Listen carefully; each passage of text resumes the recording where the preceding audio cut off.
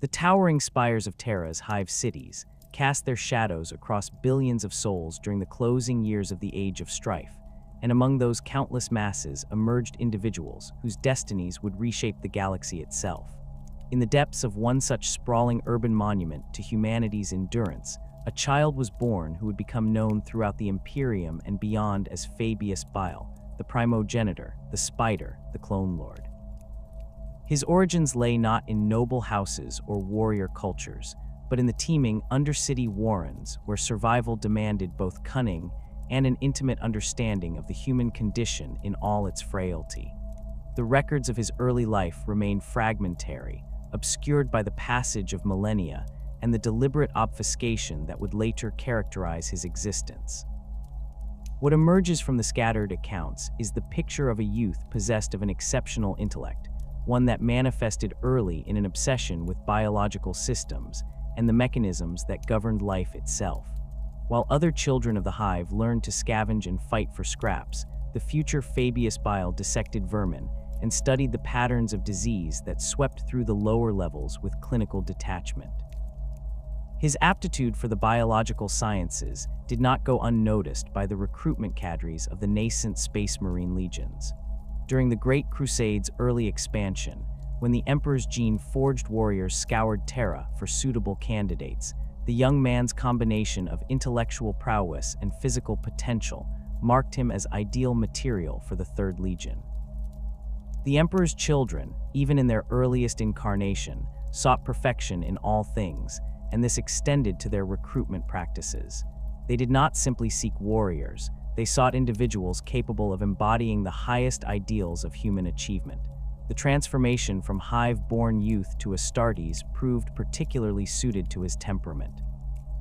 Where many aspirants struggled with the psychological conditioning required to accept their post-human nature, he embraced it with an enthusiasm that bordered on the unsettling.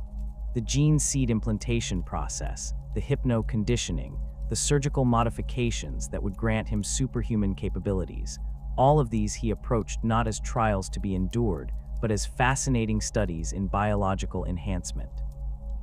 His instructors noted his unusual tendency to observe his own transformation with the same clinical interest he had once reserved for dissecting rats. Upon completion of his transformation into a full battle brother of the Emperor's children, his talents were quickly recognized and channeled toward the Legion's Apothecarian. The role of apothecary within the Space Marine legions carried responsibilities far beyond battlefield medicine. These warrior surgeons served as the guardians of their legion's genetic legacy, responsible for harvesting and maintaining the precious gene seed that allowed for the creation of new Astartes. They were students of the human form in its most elevated state, charged with understanding the intricate biological machinery that the Emperor had crafted to serve as humanity's ultimate protectors. Fabius Bile excelled in this role with a dedication that impressed even his perfectionist legion. His understanding of gene seed cultivation techniques advanced rapidly, and he demonstrated an intuitive grasp of the complex biochemical processes that governed Astartes' physiology. Where other apothecaries followed established protocols with religious adherence, he began to identify inefficiencies and propose improvements. His modifications to standard gene seed storage procedures increased viability rates by measurable percentages. His refinements to the implantation process reduced rejection rates among aspirants. These contributions did not go unnoticed by the Legion hierarchy. As the Great Crusade expanded and the Emperor's children found themselves fighting across increasingly distant battlefields, the demand for new Astartes grew correspondingly. Bile's innovations in gene seed cultivation and enhancement procedures proved invaluable in meeting these demands while maintaining the Legion's exacting standards. His work ensured that each new generation of Emperor's children could match or exceed the capabilities of their predecessors. His rise through the ranks of the Apothecarian reflected both his technical competence and his growing influence within the Legion's command structure. Fellow apothecaries sought his consultation on difficult cases. Line officers requested his presence during critical operations where his expertise might prove decisive. The Legion's senior leadership began to view him not merely as a skilled technician, but as a strategic asset whose knowledge could provide tactical advantages in the field. The appointment to Chief Apothecary of the 3rd Legion represented the culmination of this steady ascent. The position carried with it responsibilities that extended far beyond individual battlefield medicine or even gene seed cultivation. As Chief Apothecary, Bile became responsible for the biological integrity of the entire Legion. Every enhancement procedure, every genetic modification, every experimental treatment fell under his purview. He wielded authority over life and death decisions that could affect thousands of his battle brothers. In this elevated position, his fascination with the limits of transhuman physiology found new outlets for expression. The standard Astartes enhancement procedures, while remarkable achievements of genetic engineering, represented only the beginning of what might be possible. The human genome contained vast untapped potential, and the techniques used to create space marines had barely scratched the surface of what could be achieved through careful manipulation of biological systems. His early experiments focused on optimization of existing capabilities rather than radical departures from established norms. He investigated methods for enhancing the efficiency of the Becher's gland, allowing for more potent acid production. He developed techniques for improving the responsiveness of the oculobe, granting sharper visual acuity under extreme conditions. His modifications to the hemastamen resulted in more efficient blood oxygenation, improving endurance during extended combat operations. These incremental improvements aligned perfectly with the Emperor's children's pursuit of perfection. Each enhancement brought the Legion's warriors closer to the ideal of post-human excellence that defined their identity. Bile's work represented not deviation from the Legion's principles, but their ultimate expression through scientific advancement. The relationship between Fabius Bile and his Primarch, Fulgrim, developed within this context of shared dedication to perfection. Fulgrim embodied everything the Legion aspired to achieve: physical beauty, martial prowess, artistic sensibility, and intellectual sophistication combined in perfect harmony.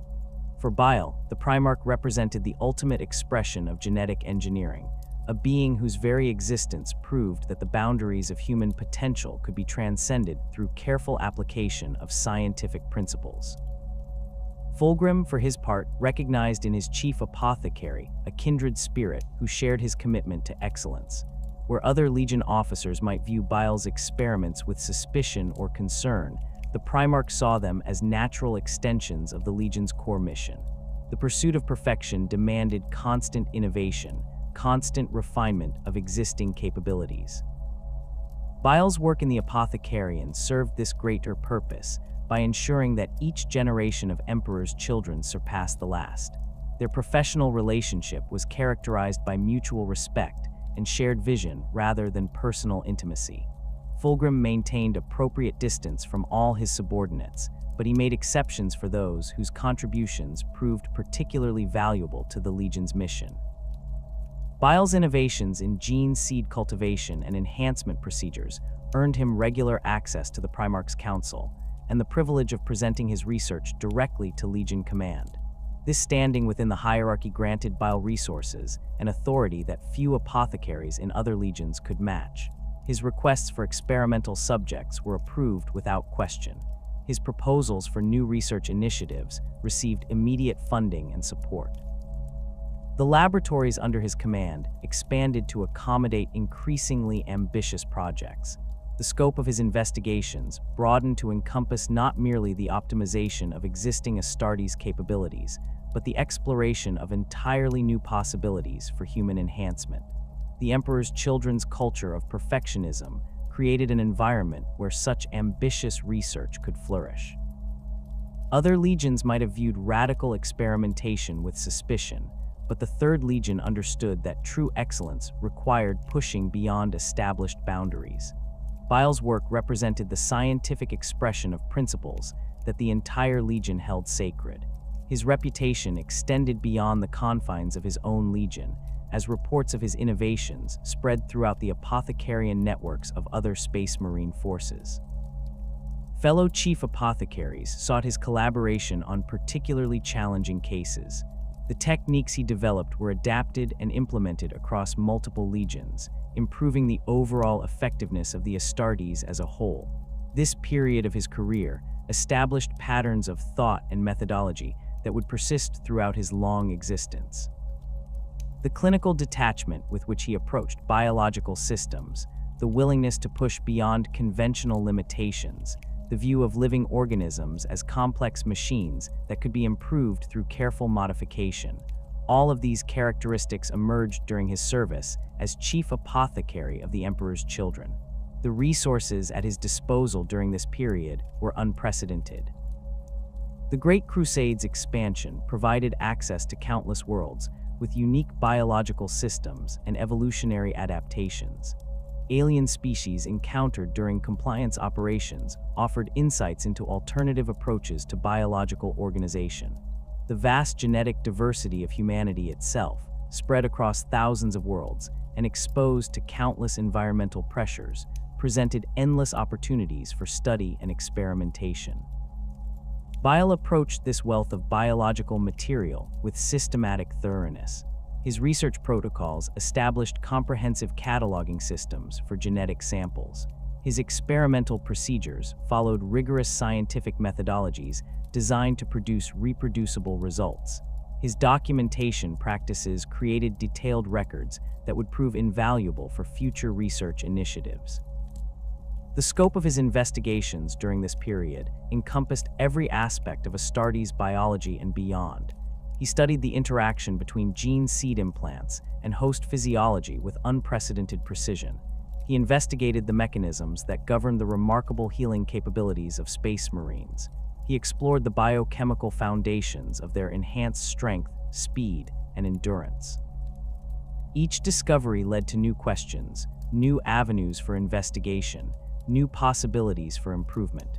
The trajectory of Fabius Bile's transformation from loyal servant of the emperor to heretical architect of genetic abomination began with events that seemed, at first glance, to represent the very pinnacle of the Great Crusade's success. The emperor's children had achieved a level of martial excellence that few other legions could match, their pursuit of perfection having yielded warriors of extraordinary capability and discipline. Yet it was precisely this drive toward transcendence that would ultimately lead them into the embrace of powers far more ancient and malevolent than any they had previously encountered. The campaign against the Lair civilization represented a seemingly routine compliance action, one of countless such operations that had brought entire star systems under imperial rule. The Lair themselves presented an intriguing case study for the Legion's xenobiologists and tactical analysts.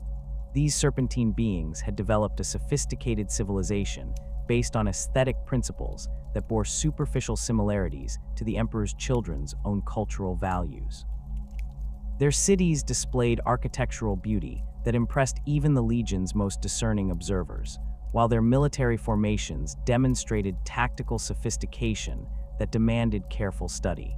What distinguished the Lair from other Xeno species encountered during the Great Crusade was their apparent understanding of perfection as both physical and spiritual concept. Their warriors moved with fluid grace that transcended mere mechanical precision, suggesting an integration of form and function that approached the ideal the Emperor's children sought to achieve. Their weapons and armor displayed craftsmanship that combined practical effectiveness with artistic beauty in ways that resonated with the Legion's aesthetic sensibilities. Fabius Bile observed these characteristics with his customary clinical interest, but his focus remained primarily on the biological aspects of Lair physiology. Their serpentine forms represented an evolutionary pathway entirely different from human development, yet they had achieved levels of sensory acuity and physical coordination that surpassed baseline human capabilities in several key areas. The structure of their nervous systems suggested processing speeds that might exceed even Astartes' reaction times under certain conditions. The campaign itself proceeded according to established protocols, with the Emperor's children demonstrating their characteristic precision and tactical excellence. Yet something about the Lair resistance patterns suggested capabilities that standard intelligence assessments had failed to identify.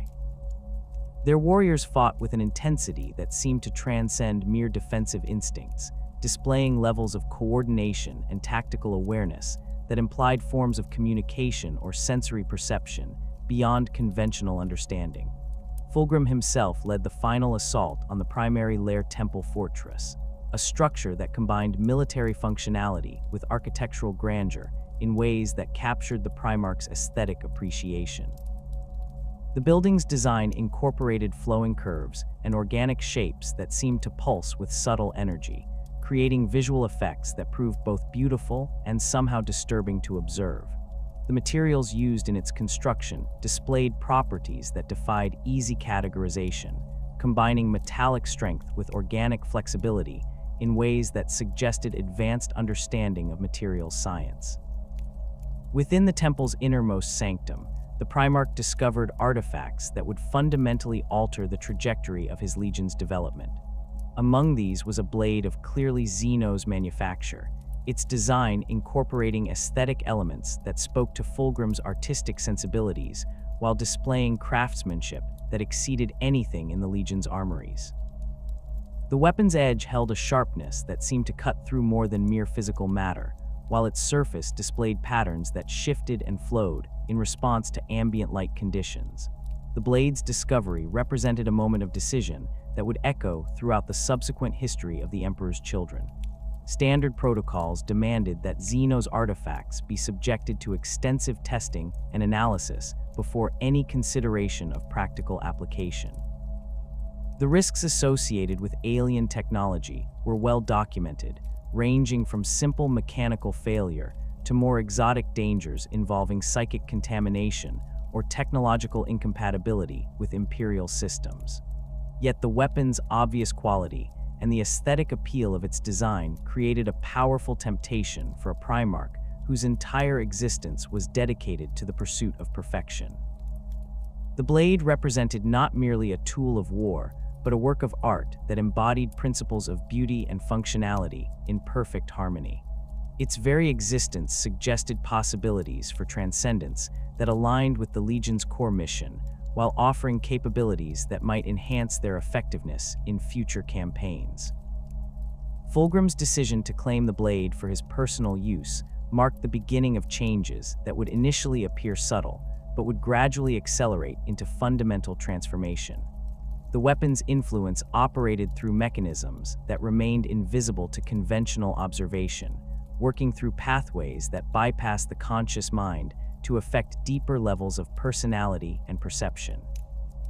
The Primarch's behavior patterns began to shift in ways that his subordinates initially interpreted as natural evolution of his leadership style. Fabius Bile, observing these changes through his position as Chief Apothecary, noted alterations in the Primarch's physiological responses that suggested exposure to unknown stimuli. Fulgrim's neural activity patterns displayed variations from established baselines that indicated heightened sensory processing and accelerated cognitive function. His physical coordination improved beyond even his previous superhuman capabilities, while his artistic sensibilities seemed to develop new dimensions of sophistication and complexity. These observations aligned with Bile's own research into the enhancement of Astartes' capabilities, suggesting that the Primarch had discovered methods for transcending the limitations that constrained even post-human physiology. The apparent improvements in Fulgrim's performance created powerful incentives for investigation and potential replication. If techniques existed that could enhance even a Primarch's already extraordinary capabilities, the implications for the Legion as a whole were profound. The gradual shift in the Emperor's children's operational methods reflected these underlying changes in their command structure. Combat doctrines that had previously emphasized disciplined precision began to incorporate elements of creative improvisation that pushed beyond established tactical frameworks. Training regimens expanded to include practices that focused on sensory enhancement and perceptual refinement rather than purely physical conditioning. The Legion's pursuit of perfection acquired new dimensions that encompassed experiences and sensations previously considered irrelevant to military effectiveness. Bile's own research during this period began to reflect these evolving priorities. His investigations into gene seed enhancement expanded to encompass neurological modifications that might improve sensory acuity and cognitive processing speed. His experimental protocols incorporated techniques for stimulating neural plasticity that could accelerate learning and adaptation. The scope of his work broadened to include studies of consciousness itself, exploring the mechanisms that governed perception and experience in ways that conventional imperial science had barely begun to address. The resources available for these investigations expanded significantly as the Legion's operational success continued to generate support from higher command levels. The Emperor's Children's reputation for excellence ensured that their requests for specialized equipment and research materials received priority consideration. Bile's laboratories gained access to xenobiological samples from dozens of species, each offering insights into alternative approaches to biological organization and neural function. His experimental subjects during this period included not only willing volunteers from within the Legion, but also prisoners taken during compliance operations and specimens acquired through various other channels. The ethical frameworks that had previously governed such research began to shift as the pursuit of perfection demanded exploration of territories that conventional moral systems might consider questionable. The potential benefits of enhanced capabilities justified investigative methods that pushed beyond traditional boundaries of acceptable scientific practice. The transformation of these research priorities occurred gradually enough that individual changes seemed reasonable when considered in isolation. Each expansion of experimental scope appeared logical as a natural extension of previous work. Each relaxation of ethical constraints seemed justified by the potential for breakthrough discoveries that could benefit the entire Legion. The cumulative effect of these incremental shifts created research programs that bore little resemblance to the conservative enhancement work that had characterized Bile's earlier career. The Legion's encounters with increasingly exotic alien species provided opportunities for studying biological systems that operated according to principles entirely foreign to human understanding. Some species displayed regenerative capabilities that exceeded even Astartes' healing factors. Others demonstrated sensory organs that could perceive electromagnetic spectra invisible to human vision. The diversity of evolutionary solutions to survival challenges offered insights into possibilities that conventional imperial science had never considered. Bile's analysis of these xenobiological systems revealed mechanisms that could potentially be adapted for human enhancement through careful genetic modification. The integration of alien biological principles with existing Astartes physiology presented technical challenges that demanded innovative approaches to gene seed cultivation and implantation procedures. Success in these endeavors could yield capabilities that would represent genuine transcendence of human limitations rather than mere optimization of existing systems. The philosophical implications of such work aligned perfectly with the Emperor's Children's evolving understanding of their mission. If perfection represented the ultimate goal of human development, then the achievement of that perfection might require incorporation of the best features discovered throughout the galaxy's biological diversity. The artificial constraints imposed by adherence to purely human genetic templates could be viewed as obstacles to true transcendence rather than necessary safeguards against corruption. These developing research programs required increasing levels of secrecy as their scope expanded beyond what conventional imperial doctrine might consider acceptable. The techniques being investigated pushed beyond established protocols for gene seed modification in ways that might generate concern among other Legion command structures. The experimental subjects being utilized included categories of beings whose use in such research would require careful justification to outside observers. The establishment of secure research facilities on worlds distant from major imperial installations provided the isolation necessary for conducting investigations that demanded absolute confidentiality. These laboratories incorporated security measures designed to prevent unauthorized access while maintaining the specialized environmental conditions required for advanced biological research. The staff assigned to these facilities underwent extensive conditioning to ensure absolute loyalty and discretion regarding the work being conducted. The scope of experimentation during this period encompassed every aspect of biological function that might be enhanced through genetic modification or surgical intervention. Neural processing speed, sensory acuity, physical strength, regenerative capacity, psychological resilience, and dozens of other characteristics became subjects for systematic investigation and improvement. Each successful enhancement opened new avenues for further research while demonstrating the validity of approaches that conventional imperial science might consider heretical.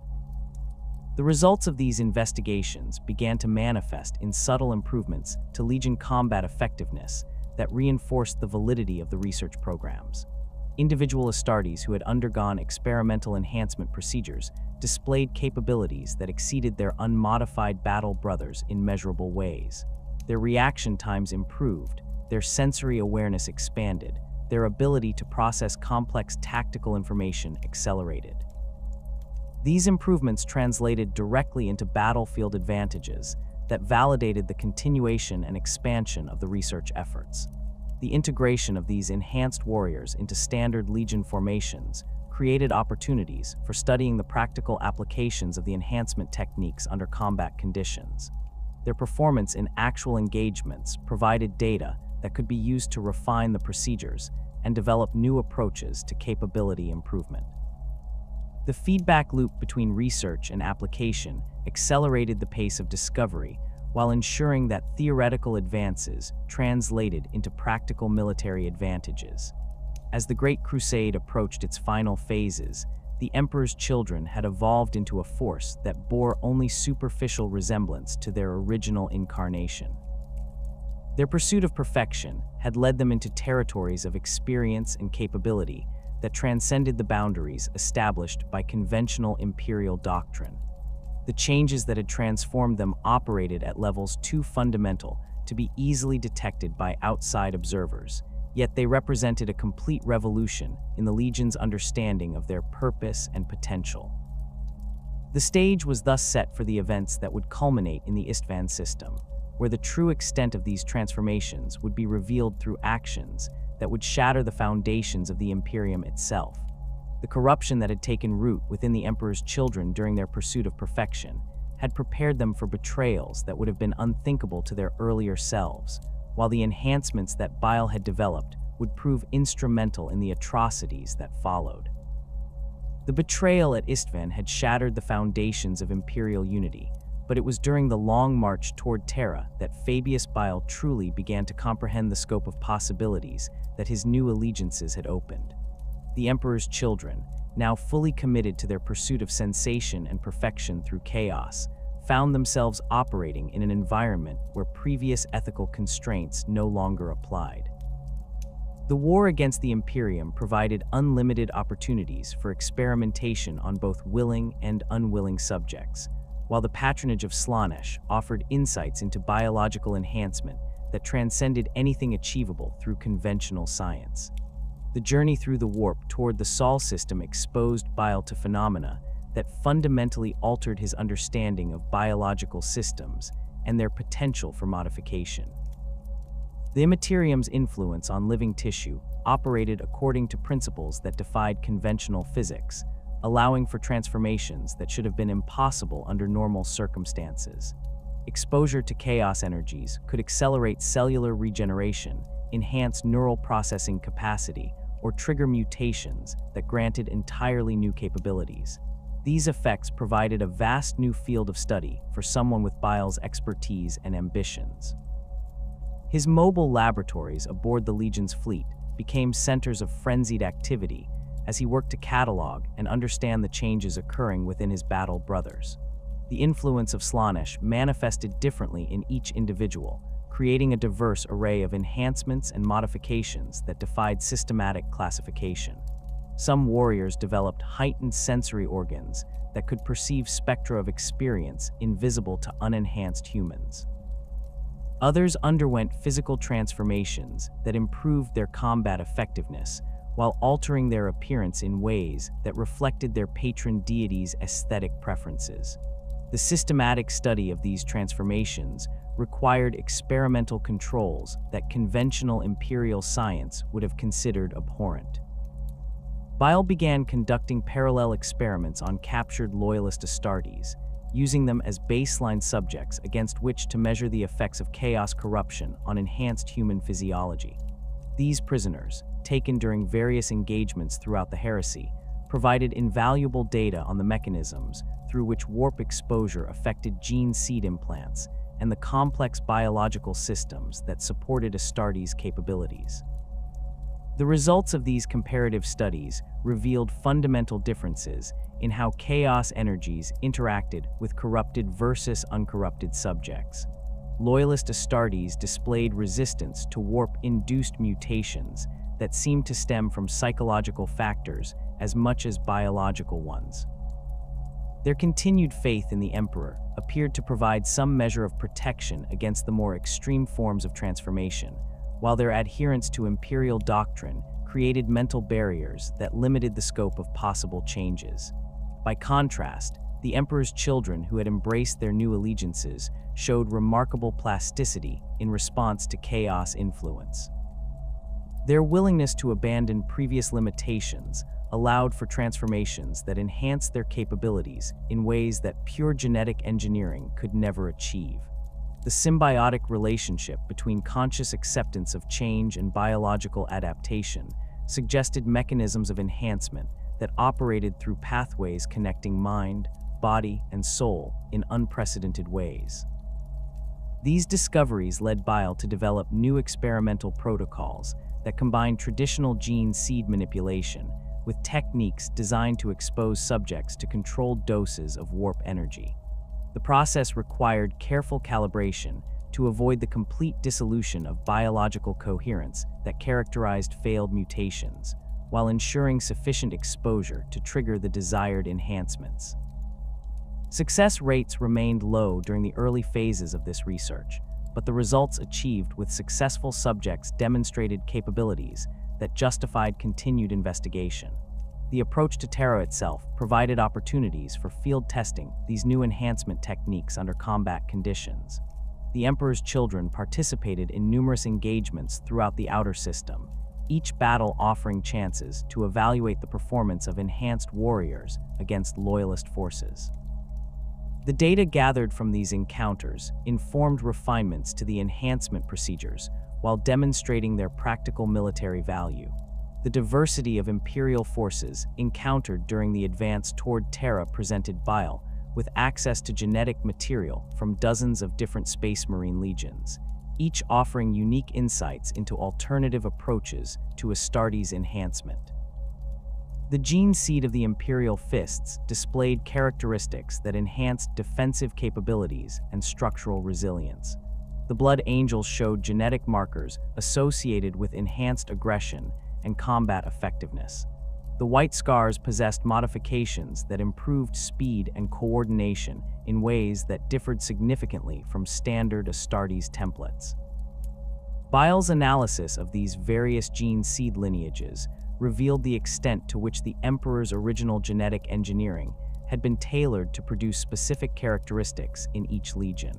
The differences went far beyond superficial variations in appearance or temperament, extending to fundamental aspects of cellular structure and metabolic function. Understanding these variations provided insights into the mechanisms through which genetic modification could be used to enhance human capabilities in targeted ways. The integration of captured gene seed samples with his ongoing research into chaos-enhanced biology created possibilities for hybrid enhancement techniques that combine the best features of different legion templates with the transformative power of warp exposure. These experiments required extensive testing to identify compatible combinations while avoiding genetic incompatibilities that could prove fatal to test subjects. The process demanded patience and systematic methodology, but the potential results justified the investment of time and resources. As the traitor legions established their siege lines around Terra, Bile found himself with access to an unprecedented variety of experimental subjects. The civilian populations of conquered worlds provided baseline human specimens for testing enhancement procedures that might later be applied to Astartes subjects.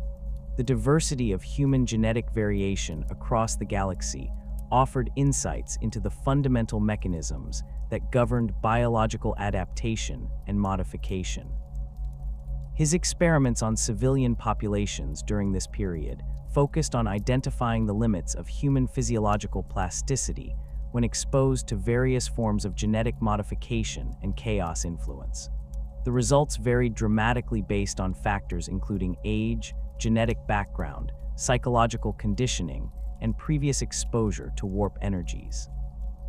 Some subjects displayed remarkable adaptability, undergoing transformations that granted superhuman capabilities while maintaining essential biological coherence.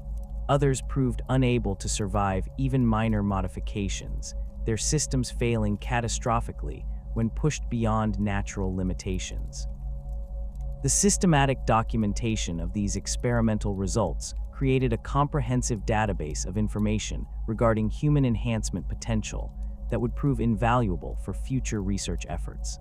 The data revealed patterns and correlations that suggested optimal approaches for different types of subjects, while identifying risk factors that could predict likely outcomes for various enhancement procedures. This knowledge base represented years of intensive research, compressed into the accelerated timeframe that warfare provided. The siege itself offered unique opportunities for studying the effects of extreme stress on enhanced biological systems. The prolonged combat operations, exposure to exotic weapons, and psychological pressure of fighting against former allies created conditions that tested the resilience of modified physiology in ways that laboratory environments could never replicate. The performance data gathered from enhanced warriors during actual combat provided crucial feedback for refining enhancement procedures and developing new approaches to capability improvement. The breaching of Terra's outer defenses brought Bile into contact with the most sophisticated imperial military technology and the most elite loyalist forces. The Adeptus Custodes, in particular, represented a form of human enhancement that differed significantly from standard Astartes modifications. Their creation process involved individual genetic crafting rather than mass production techniques, resulting in capabilities that exceeded even Primarch-level performance in certain areas. The opportunity to study custodian physiology, even through combat encounters and recovered remains, provided insights into enhancement techniques that the Emperor had reserved for his most elite guardians. The Imperial Palace itself contained research facilities and genetic laboratories that had been sealed since the early days of the Great Crusade. Access to these installations, even briefly during the chaos of battle, allowed Bile to recover samples and data that illuminated aspects of the Emperor's original enhancement programs. The techniques revealed through this captured information suggested approaches to genetic modification that operated on principles fundamentally different from those employed in standard Astartes creation. The knowledge gained from these imperial research facilities indicated that the Emperor's understanding of human enhancement had encompassed possibilities far beyond what had been implemented in the Space Marine legions. The Primarch creation process represented only one application of genetic engineering techniques that could theoretically be adapted for other purposes. The implications of this discovery suggested that the limitations Bile had previously accepted as fundamental constraints were actually artificial boundaries imposed by incomplete understanding of the underlying science. Throughout the siege, his mobile laboratories continued operating despite the chaos of constant warfare. The facilities were relocated frequently to avoid destruction by loyalist counterattacks, while maintaining the specialized environmental conditions required for advanced biological research. The staff of these laboratories included both willing volunteers from among the Emperor's children and conscripted specialists captured during various operations. Their combined expertise enabled continuation of research programs even under the extreme conditions of active combat. The climactic assault on the imperial palace provided access to the most heavily defended areas of Terra, including installations that contain the Emperor's most sensitive research projects. The brief period during which traitor forces held portions of the palace allowed for recovery of genetic samples and research data that had been sealed away since the earliest days of imperial expansion. These materials included specimens from the Primarch creation process itself, offering unprecedented insights into the techniques used to craft beings of such extraordinary capability. The Emperor's defeat of Horus and the subsequent collapse of the traitor assault came at a moment when Bile's research had reached critical breakthroughs in understanding the mechanisms that governed superhuman enhancement. The data recovered from imperial facilities, combined with years of experimentation on various subjects, had revealed principles that could theoretically be applied to create beings that surpassed even Primarch-level capabilities. The retreat from Terra meant abandoning much of the specialized equipment that had made these discoveries possible, but the knowledge itself remained intact. The withdrawal to the Eye of Terror represented both an ending and a beginning for Bile's research programs. The loss of access to imperial resources and facilities meant that future work would need to rely on whatever could be established within the warp-touched regions that would become the Traitor Legion's new home. Yet the Eye of Terror itself offered possibilities for enhancement research that normal space could never provide. The constant exposure to chaos energies created an environment where biological systems could be pushed far beyond their usual limitations. The establishment of his first major, post-heresy laboratories on demon worlds within the Eye required adaptation to environmental conditions that defied conventional understanding of biological science. The fundamental laws of physics operated differently in these warp-saturated regions, allowing for experimental procedures that would be impossible under normal circumstances. The very atmosphere of these worlds contained energies that could trigger spontaneous mutations or enhance the effects of genetic modification procedures. The demon worlds chosen for these research facilities offered unique advantages for different types of experimentation. Some provided access to exotic materials that could be incorporated into biological systems to grant supernatural capabilities. Others featured environmental conditions that accelerated evolutionary processes, allowing for rapid testing of genetic modifications that would require generations to evaluate under normal circumstances. The diversity of available research environments enabled parallel investigation of multiple enhancement approaches simultaneously. The transition from wartime experimentation to systematic research programs required reorganization of priorities and methodologies that had been developed during the heresy. The urgent demands of active combat had necessitated focus on immediate practical applications rather than long-term theoretical development. The relative stability of the Eye of Terror environment allowed for return to more methodical approaches that could explore the fundamental principles underlying the enhancement techniques that had been discovered through trial and error during the war. The early post-heresy period saw Bile beginning to develop the theoretical frameworks that would guide his research for millennia to come. The concept of biological perfection as an achievable goal through systematic genetic modification became the central organizing principle around which all other research activities were structured. This vision of perfection encompassed not merely the optimization of existing human capabilities, but the transcendence of human limitations through incorporation of the best features discovered throughout the galaxy's biological diversity. The establishment of permanent research facilities within the Eye of Terror marked a fundamental shift in Fabius Bile's approach to biological enhancement, moving beyond the opportunistic experimentation of the heresy years toward a systematic methodology guided by philosophical principles that would define his work for millennia. The demon worlds of the Eye provided an environment where the conventional limitations of imperial science no longer applied, yet Bile found himself increasingly skeptical of the very chaos powers that had enabled his escape from Terra's constraints. His observations of the mutations and transformations affecting his fellow emperor's children revealed patterns that suggested external manipulation rather than genuine evolutionary advancement. The warp-touched nature of his new laboratories created conditions where biological systems responded to stimuli in ways that defied rational explanation. Cellular regeneration occurred at rates that violated known metabolic constraints. Neural tissue developed new structures that enabled perception of electromagnetic spectra invisible to baseline human senses. Muscular systems achieved strength to mass ratios that should have been impossible under normal physical laws.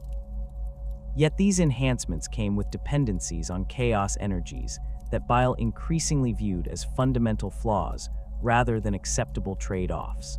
His systematic analysis of chaos-enhanced subjects revealed deterioration patterns that became apparent only through long-term observation. Warriors who had initially displayed remarkable improvements in combat effectiveness began experiencing progressive degradation of cognitive function. Enhanced sensory organs that had granted supernatural perception gradually became sources of constant agony as they detected stimuli that the nervous system could not properly process. Physical modifications that had improved strength and resilience eventually led to structural instabilities that threatened the subject's survival. These observations led Bile to question the fundamental assumptions underlying chaos-based enhancement techniques. The improvements achieved through warp exposure appeared to represent temporary optimization rather than permanent evolutionary advancement.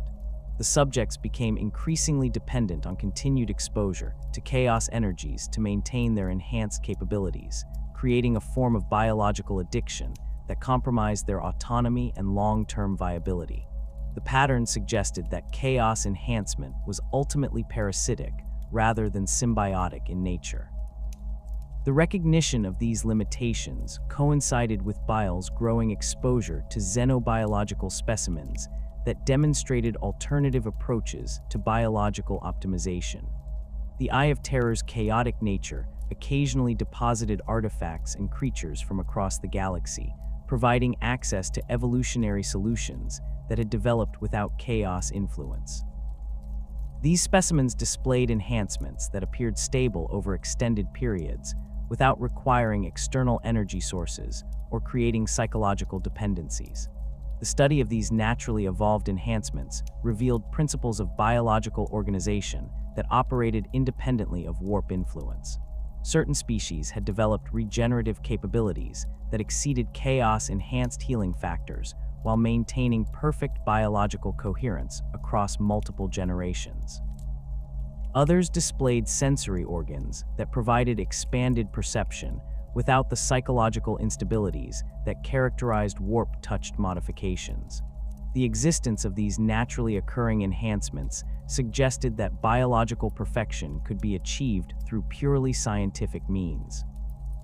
This realization catalyzed the development of Bile's New Men philosophy, a comprehensive theoretical framework that rejected both the limitations of baseline humanity and the corrupting influence of chaos enhancement. The concept envisioned the creation of a superior human subspecies that would combine the best features of natural evolution with carefully designed genetic modifications.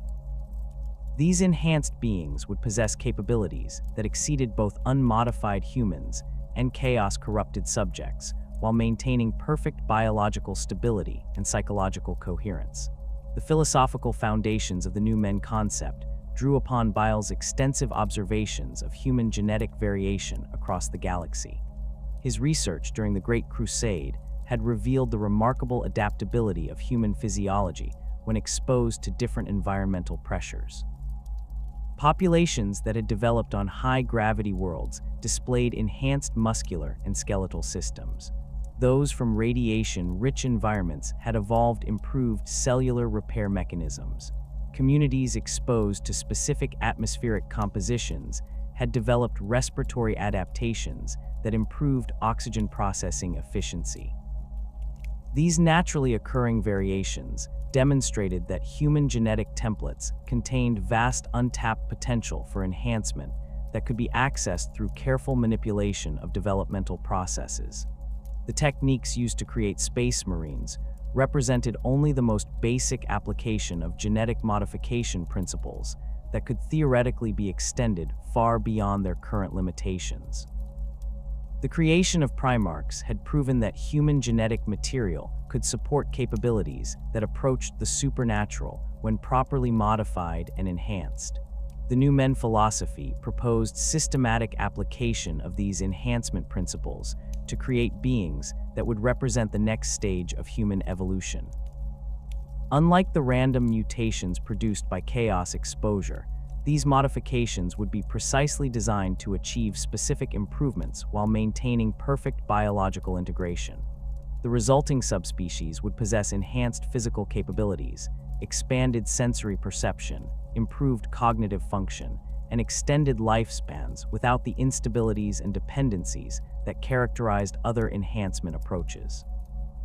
The implementation of this vision required development of new methodologies that combined traditional apothecary knowledge with insights gained from xenobiological research and controlled exposure to warp phenomena. Bile's approach integrated gene seed cultivation techniques with genetic modification procedures derived from the study of naturally evolved enhancements. The process involved careful analysis of target subjects to identify optimal modification pathways while avoiding combinations that might create biological incompatibilities. The xenobiological component of his methodology drew upon specimens collected from across the galaxy during the Great Crusade and subsequent operations within the Eye of Terror. Each species studied provided insights into alternative solutions to biological challenges that human evolution had addressed differently or not at all. The regenerative capabilities of certain reptilian species could potentially be integrated with human cellular repair mechanisms to create enhanced healing factors. The sensory organs of deep space organisms might be adapted to grant humans perception of electromagnetic spectra currently invisible to them. The integration of alien biological principles with human physiology required extensive testing to identify compatible combinations while avoiding rejection responses that could prove fatal.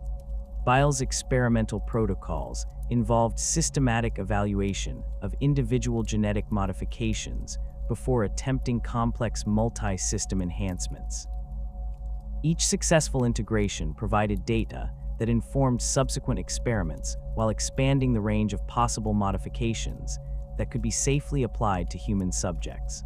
The warp-touched sciences component of his methodology represented the most controversial aspect of the New Men philosophy. While rejecting the corrupting influence of chaos worship, Bile recognized that controlled exposure to warp energies could trigger beneficial mutations when properly managed. The key lay in limiting exposure duration and intensity to levels that produced desired enhancements without creating dependencies or psychological instabilities. This approach required precise understanding of the mechanisms through which warp energies affected biological systems. His research into these mechanisms revealed that chaos corruption occurred primarily through psychological pathways that created feedback loops between conscious acceptance of change and biological transformation. Subjects who embraced chaos influence experienced accelerated mutation rates that quickly exceeded their biological system's ability to maintain coherence. By contrast, exposure protocols that maintained psychological barriers against chaos influence could trigger beneficial mutations while preventing the progressive degradation associated with full corruption. The development of these controlled exposure techniques required extensive experimentation on subjects drawn from various sources. Captured Imperial forces provided baseline data on uncorrupted human responses to warp energy exposure. Willing volunteers from among the Emperor's children offered insights into the effects of controlled exposure on already enhanced subjects. Civilian populations acquired during various raids supplied test subjects for evaluating modification procedures on baseline human physiology.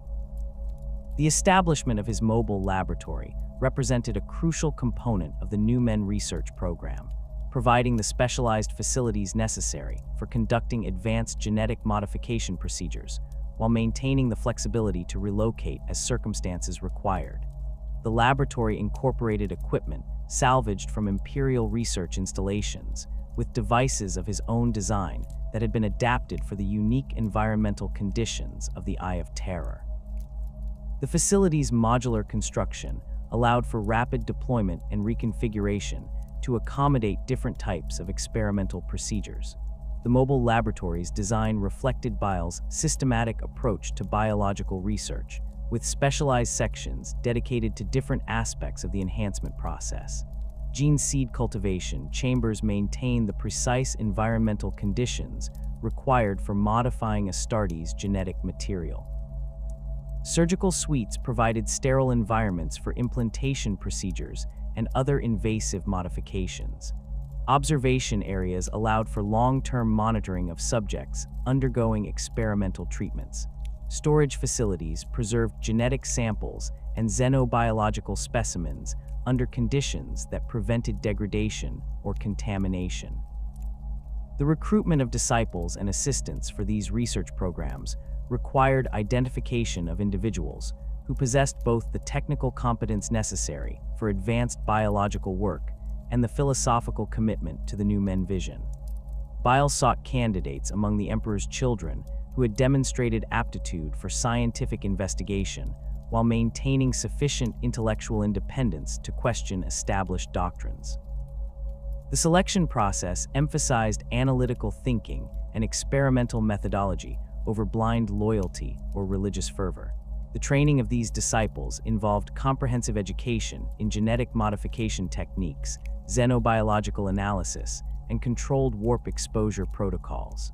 Each student was required to demonstrate mastery of fundamental principles before being permitted to participate in actual enhancement procedures.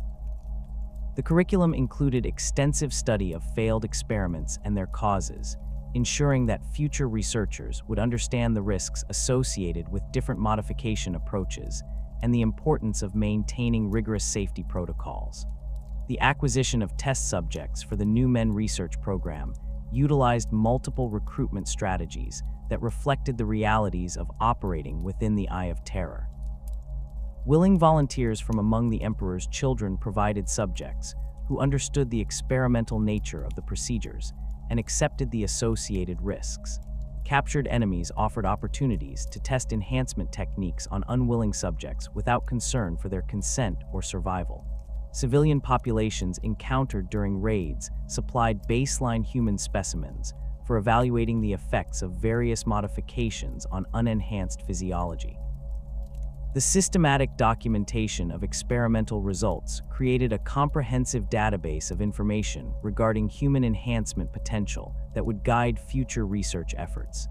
Each procedure was meticulously recorded, including subject characteristics, modification techniques employed, observed effects, and long-term outcomes. This data revealed patterns and correlations that informed the development of improved enhancement protocols, while identifying risk factors that could predict likely success rates for different types of subjects. The early results of the New Men research program demonstrated the validity of Bile's philosophical approach while revealing the technical challenges involved in achieving his vision. Successful subjects displayed enhanced capabilities that exceeded both baseline human performance and many forms of chaos enhancement while maintaining perfect biological stability. Their physical strength, sensory acuity, cognitive function, and regenerative capacity all showed measurable improvements that persisted over extended periods without requiring external support or creating psychological dependencies. However, the complexity of the enhancement procedures meant that success rates remained relatively low during the initial phases of the research program. The integration of multiple genetic modifications required precise calibration to avoid biological incompatibilities that could prove fatal. The controlled exposure to warp energies demanded careful monitoring to prevent corruption while ensuring sufficient stimulation to trigger desired mutations. The overall process required resources and expertise that limited the number of subjects who could undergo enhancement at any given time. These limitations led Bile to focus on developing more efficient enhancement techniques that could be applied to larger numbers of subjects, while maintaining the quality standards established by the New Men philosophy. The research emphasized identification of key genetic modifications that provided the greatest improvements with the lowest risk of complications. Streamlined procedures were developed that reduced the time and resources required for each enhancement, while preserving the essential elements that distinguished new men from other forms of human modification. The establishment of recruitment networks throughout the Eye of Terror provided access to the diverse subject populations necessary for comprehensive testing of enhancement procedures. These networks identified potential disciples among the various Chaos Space Marine warbands, while locating sources of test subjects from Imperial forces and civilian populations. The systematic approach to recruitment ensured steady supplies of both willing volunteers and unwilling subjects for the ongoing research programs. The development of recruitment networks throughout the Eye of Terror had provided Bile with the foundation necessary for his most ambitious project yet, the systematic perfection of cloning technology that would grant him effective immortality while serving as the cornerstone for mass production of his new men.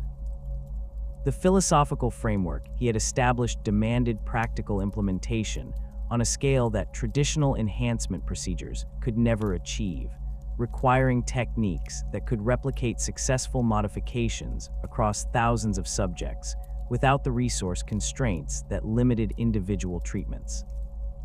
His initial investigations into cloning technology had begun during the later stages of the heresy, when access to Imperial research facilities had provided glimpses of the Emperor's own work in creating multiple iterations of genetic templates. The Primarch creation process itself had involved extensive experimentation with cloning techniques, though the final products had been unique individuals rather than identical copies. The underlying principles revealed through captured Imperial data suggested that perfect biological replication was theoretically achievable through sufficiently advanced genetic manipulation and cellular cultivation methods. The practical challenges of implementing large-scale cloning operations within the Eye of Terror required adaptation of Imperial techniques to environmental conditions that bore little resemblance to the sterile laboratories of Terra. The constant warp exposure that characterized demon worlds created cellular instabilities that interfered with normal genetic replication processes. Spontaneous mutations occurred at rates that made maintaining genetic consistency across multiple clones extremely difficult. The very atmosphere of these worlds contained energies that could trigger unwanted modifications in developing embryonic tissue. Bile's solution to these environmental challenges involved the development of specialized cultivation chambers that could maintain stable biological conditions despite the chaotic nature of their surroundings. These devices incorporated force field generators that created isolated microenvironments where normal physical laws operated with sufficient consistency to support reliable cellular development. The chambers required constant monitoring and adjustment to compensate for fluctuations in local warp energy levels, but they provided the controlled conditions necessary for successful cloning operations. The genetic templates used for these cloning experiments drew upon the comprehensive database of enhancement modifications that his new men research had produced. Rather than simply replicating baseline human genetics, Bile incorporated the most successful modifications directly into the cloning process itself. The resulting subjects emerged from their cultivation chambers already possessing enhanced capabilities that would have required extensive surgical procedures to achieve through traditional methods.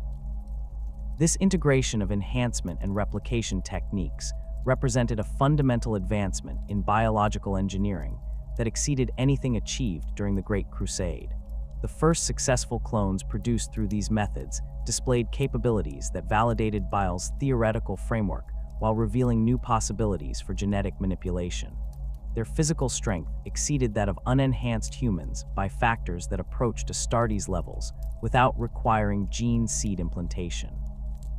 Their sensory organs could perceive electromagnetic spectra invisible to baseline human vision, while maintaining perfect psychological stability. Their cellular repair mechanisms operated at rates that granted regenerative capabilities rivaling those of space marines. Most importantly, these enhancements appeared stable across multiple generations of cloning, suggesting that the modifications had been successfully integrated into the fundamental genetic structure.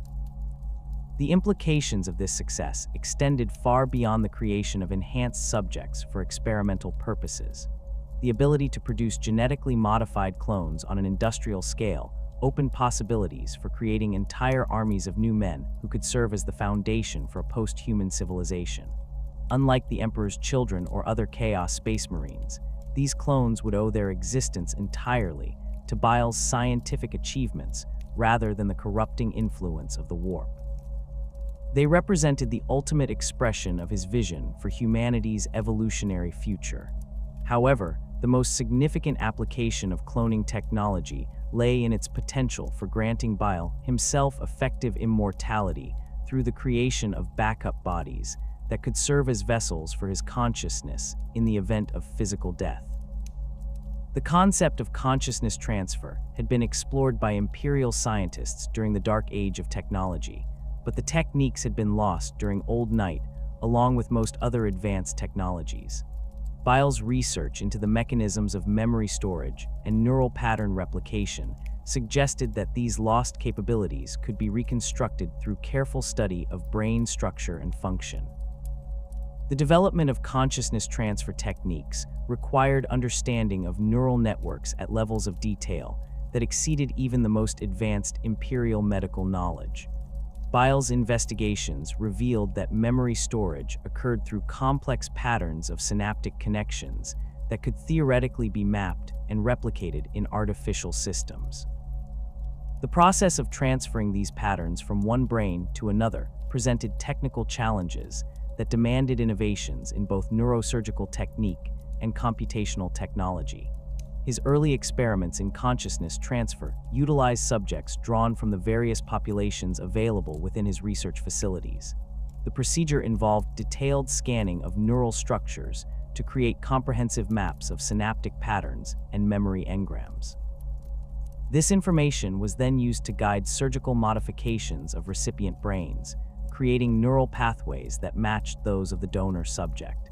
The process required extraordinary precision to avoid damaging existing brain tissue while ensuring proper integration of transferred memories. The initial results of these experiments demonstrated that basic memory transfer was achievable under carefully controlled conditions.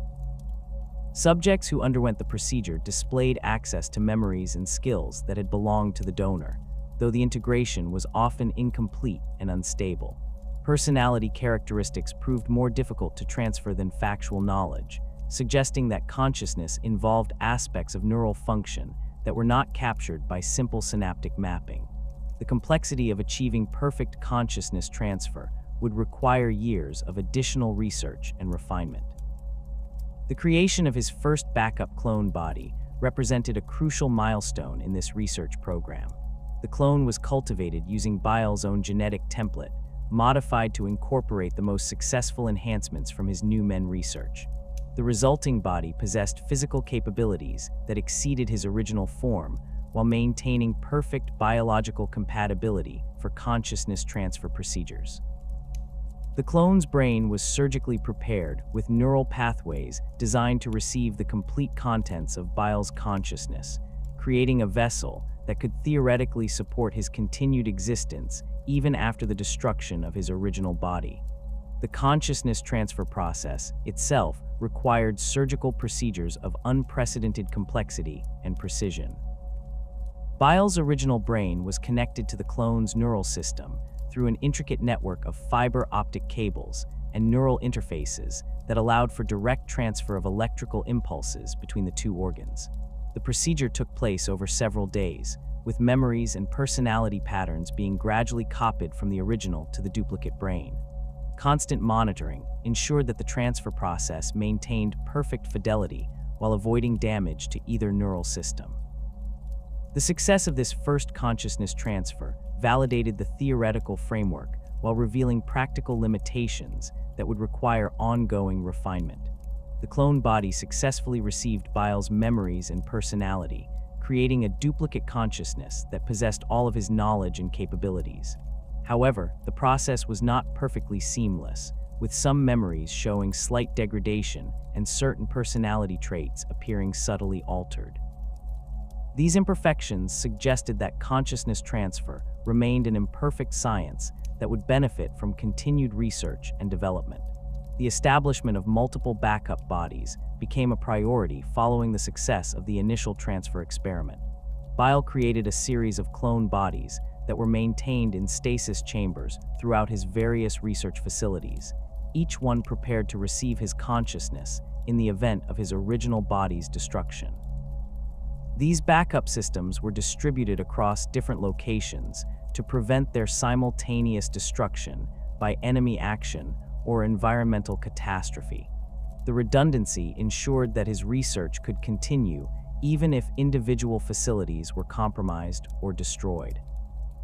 The integration of consciousness transfer technology with his broader cloning research opened new avenues for creating enhanced subjects who possessed not only superior physical capabilities, but also advanced knowledge and skills transferred from existing experts. The technique allowed for the rapid creation of specialists who combined enhanced biology with decades of accumulated experience and training. This approach could theoretically produce armies of new men who possessed both superhuman capabilities and expert-level competence in various fields of knowledge. The practical applications of this technology extended to his disciples and research assistants, who could be granted enhanced bodies while retaining their accumulated expertise and loyalty. The procedure created a cadre of enhanced followers who shared Bile's vision while possessing the capabilities necessary to implement it on a larger scale. These enhanced disciples served as field commanders and research directors for operations that required both scientific competence and superhuman physical capabilities. The systematic study of Primogenitor gene seed became a crucial component of Bile's cloning research as he sought to understand the fundamental principles underlying the Emperor's greatest genetic achievements. The Primarchs represented the pinnacle of human enhancement, beings whose capabilities exceeded even the most successful new men by orders of magnitude. Understanding the techniques used to create such extraordinary individuals could provide insights that would revolutionize his own enhancement methods. His access to Primarch genetic material had begun during the heresy, when battlefield conditions had provided opportunities to recover tissue samples from both loyalist and traitor Primarchs. These specimens had been carefully preserved in specialized storage systems that maintained their genetic integrity despite the passage of millennia. The analysis of this material revealed genetic structures of extraordinary complexity that incorporated modifications far beyond anything achievable through conventional enhancement techniques. The Primogenitor gene seed displayed characteristics that suggested the Emperor had possessed understanding of genetic engineering principles that transcended normal scientific knowledge. The modifications incorporated into Primogenitor genetics operated through mechanisms that appeared to violate known biological laws, creating capabilities that bordered on the supernatural. The regenerative factors alone exceeded anything found in nature by factors that should have been impossible to achieve through purely biological means.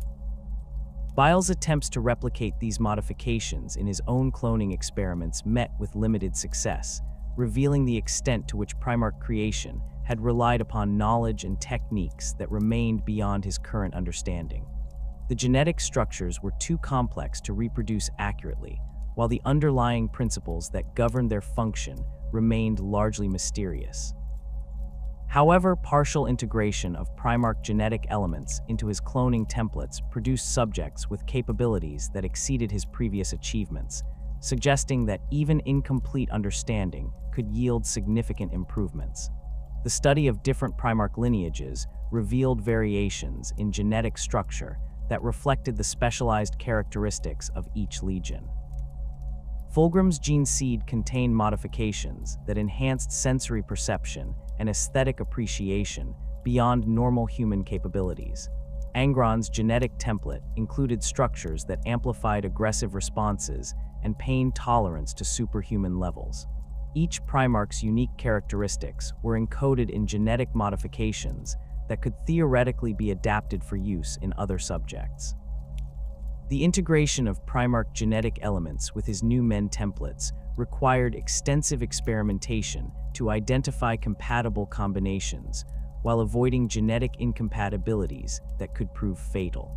The complexity of Primarch genetics meant that even small modifications could have unpredictable effects on overall biological function. Success rates remained low, but the subjects who survived the enhancement process displayed capabilities that approached Primarch-level performance in specific areas.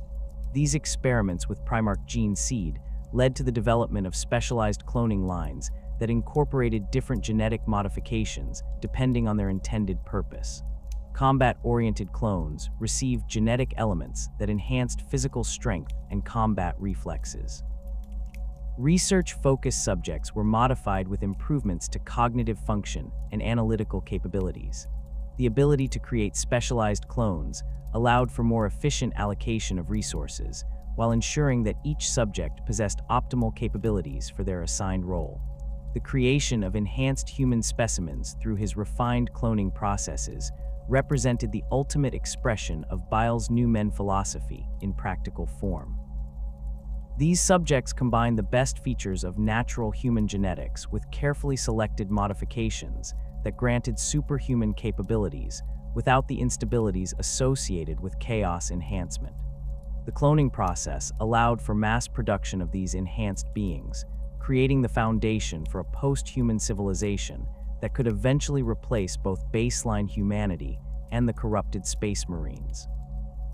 The ongoing refinement of cloning processes focused on improving both the quality and efficiency of subject production. New cultivation techniques reduced the time required for clone development while improving the success rate of genetic modifications. Enhanced surgical procedures allowed for more complex modifications to be integrated during the cloning process itself, reducing the need for post-development enhancement procedures. The systematic optimization of these methods promised to make large-scale production of new men economically viable. The establishment of production facilities throughout the Eye of Terror created a network of cloning centers that could operate independently while sharing resources and expertise. Each facility specialized in different aspects of the cloning process, with some focusing on genetic template development, while others concentrated on mass production of finished subjects.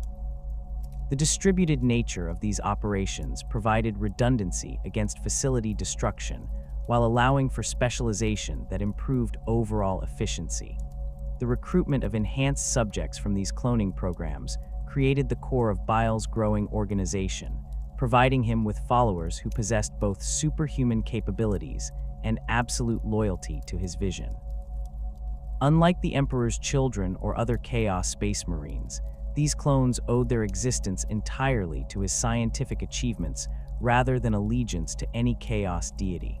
Their loyalty was based on gratitude and shared purpose rather than religious fervor or corruption-induced madness. The establishment of Bile's cloning networks throughout the Eye of Terror had created unprecedented opportunities for expansion beyond the confines of his mobile laboratories, but the realization of his new men vision required resources and cooperation that no single individual could provide. The chaotic nature of the Eye's political landscape, where dozens of Chaos Space Marine warbands competed for territory and resources while pursuing their own agendas, presented both obstacles and opportunities for someone willing to navigate its treacherous currents with sufficient cunning and pragmatism. Unlike many of his former battle brothers who had embraced the worship of chaos deities with religious fervor, Bile maintained a carefully calculated neutrality that allowed him to work with virtually any faction when mutual benefit could be achieved. His reputation as the Primogenitor had spread throughout the scattered remnants of the traitor legions, creating demand for his services among warlords who sought enhanced warriors, but lacked the expertise to create them independently. This demand provided leverage that he exploited ruthlessly, trading enhancement procedures and genetic modifications for the resources necessary to expand his research operations. The Iron Warriors proved among his most reliable clients during the early millennia following the heresy, their pragmatic approach to warfare creating natural alignment with his own methodical philosophy. Perdurabo's sons appreciated the tangible military advantages that Bile's enhancements could provide without requiring the spiritual corruption that other forms of chaos blessing demanded. Their fortress worlds within the Eye provided secure locations for establishing research facilities, while their extensive slave populations offered abundant test subjects for experimental procedures. The relationship with Iron Warriors warbands operated on strictly transactional terms that both parties found acceptable. Bile provided enhanced warriors whose capabilities exceeded standard Chaos Space Marines in specific areas, improved regenerative factors for siege warfare, enhanced sensory organs for tunnel fighting, modified respiratory systems for operations in toxic environments. In exchange, the Iron Warriors supplied raw materials for his laboratories, protected his research facilities from rival factions, and granted access to their extensive networks of human chattel for experimental purposes.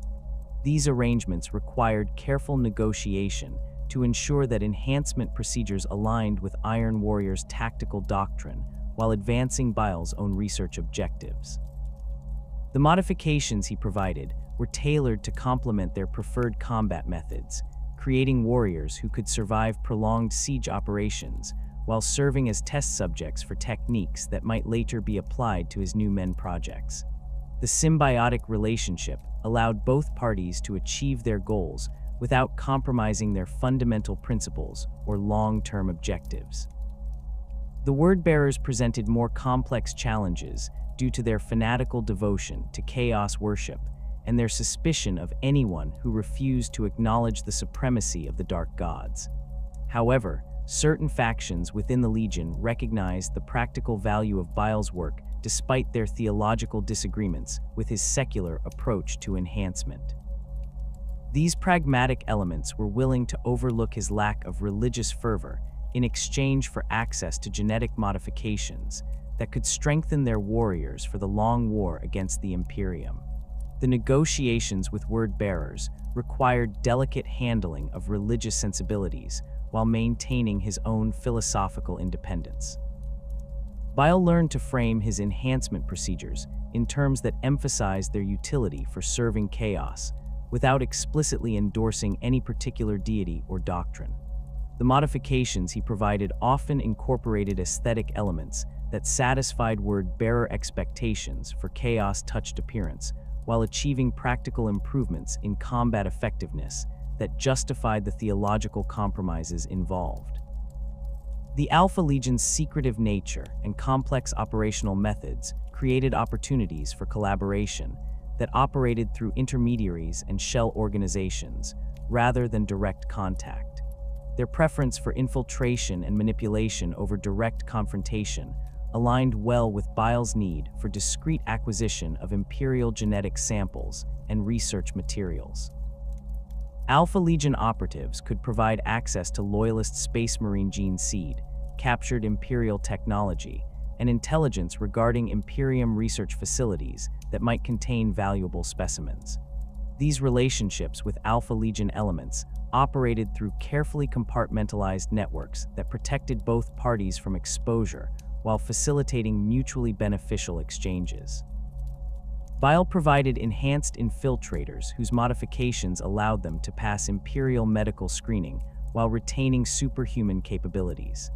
The Alpha Legion supplied rare genetic samples, technical specifications for Imperial equipment, and logistical support for operations that required resources beyond what his own organization could provide. The Night Lord's predatory culture and emphasis on terror tactics created natural demand for the types of psychological and physiological modifications that Bile's research had produced.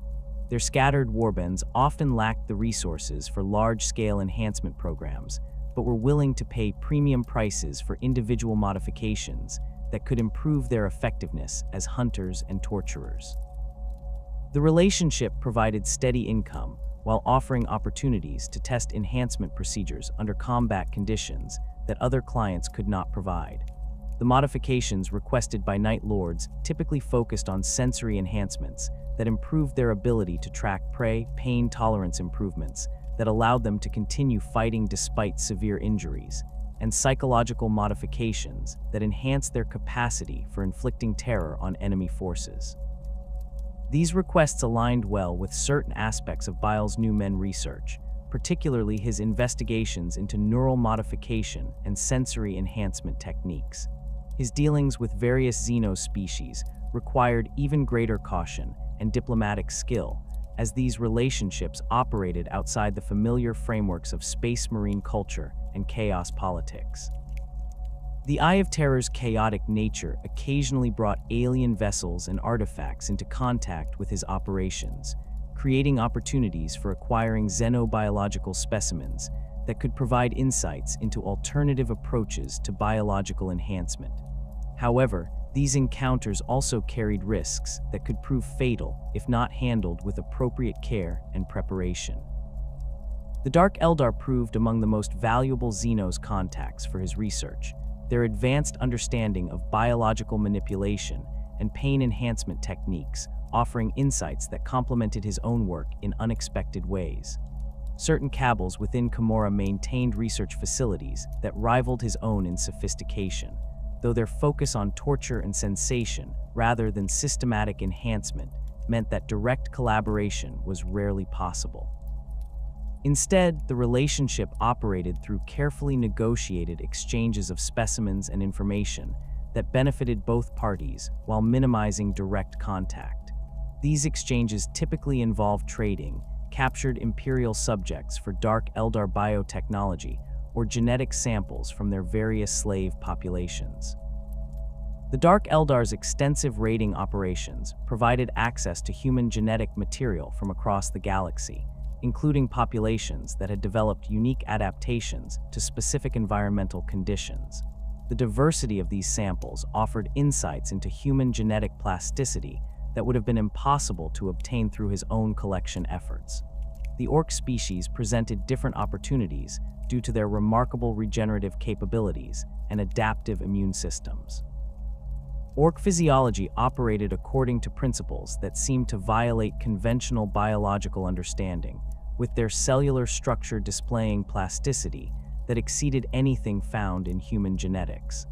The study of captured orc specimens revealed mechanisms for rapid tissue regeneration and adaptive mutation that could theoretically be adapted for use in human subjects.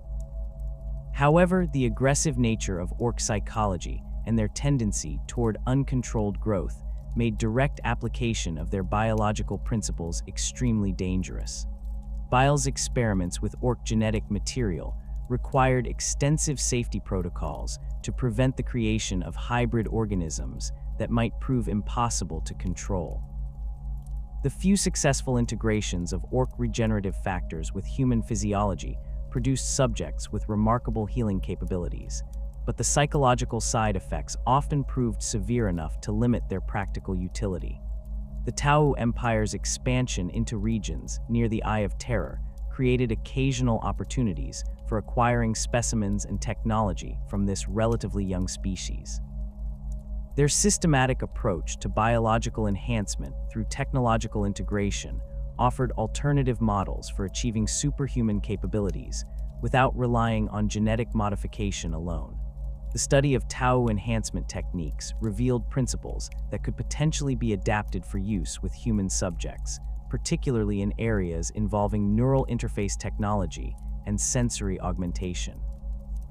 The acquisition of Tau specimens typically occurred through intermediaries or battlefield recovery rather than direct negotiation, as the Tau Empire's rigid adherence to their greater good philosophy made them unlikely partners for someone of Bile's reputation. However, the occasional capture of Tau forces during chaos raids provided opportunities for studying their enhancement techniques and biotechnology under controlled laboratory conditions. His conflicts with Imperial forces intensified significantly as his reputation spread, and his activities became known to Inquisition monitoring networks. The Ordo Malleus classified him as a priority target due to his role in creating enhanced Chaos Space Marines and his suspected involvement in demon-related research. The Ordo Hereticus viewed his genetic modification programs as fundamental threats to human genetic purity that required immediate elimination. The Ordo Xenos became interested following reports of his experiments with alien biological material and his suspected contacts with various Xeno species. The Inquisition's response to his activities involved multiple approaches ranging from direct military assault to subtle infiltration operations designed to gather intelligence about his research programs. Inquisitor Lord Heldon of the Ordo Malleus launched several major offensives against his known facilities, deploying Grey Knights and other specialized forces in attempts to capture or eliminate him. These operations achieved limited success due to the mobility of his laboratories and the defensive capabilities of his enhanced subjects, but they forced him to maintain constant vigilance and frequently relocate his research operations. The Space Marine chapters that encountered his work typically responded with immediate hostility, viewing his genetic modifications as blasphemous corruptions of the Emperor's gift. The Ultramarines chapter developed specialized protocols for combating his enhanced subjects after several encounters revealed the inadequacy of standard anti-chaos tactics against his creations. The Imperial Fists created dedicated hunter-killer teams trained specifically to locate and destroy his mobile laboratories. The White Scars adapted their rapid strike capabilities to target his research facilities before they could relocate to safety. These conflicts provided valuable data about the combat effectiveness of his enhanced subjects while revealing areas where improvements might be needed. The performance of his creations against loyalist Space Marines offered insights into the relative advantages and disadvantages of different enhancement approaches. The systematic analysis of battle reports and recovered equipment from these engagements informed refinements to his enhancement procedures and tactical doctrines. The Adeptus Mechanicus presented unique challenges due to their own extensive experience with biological modification and their sophisticated understanding of genetic engineering principles.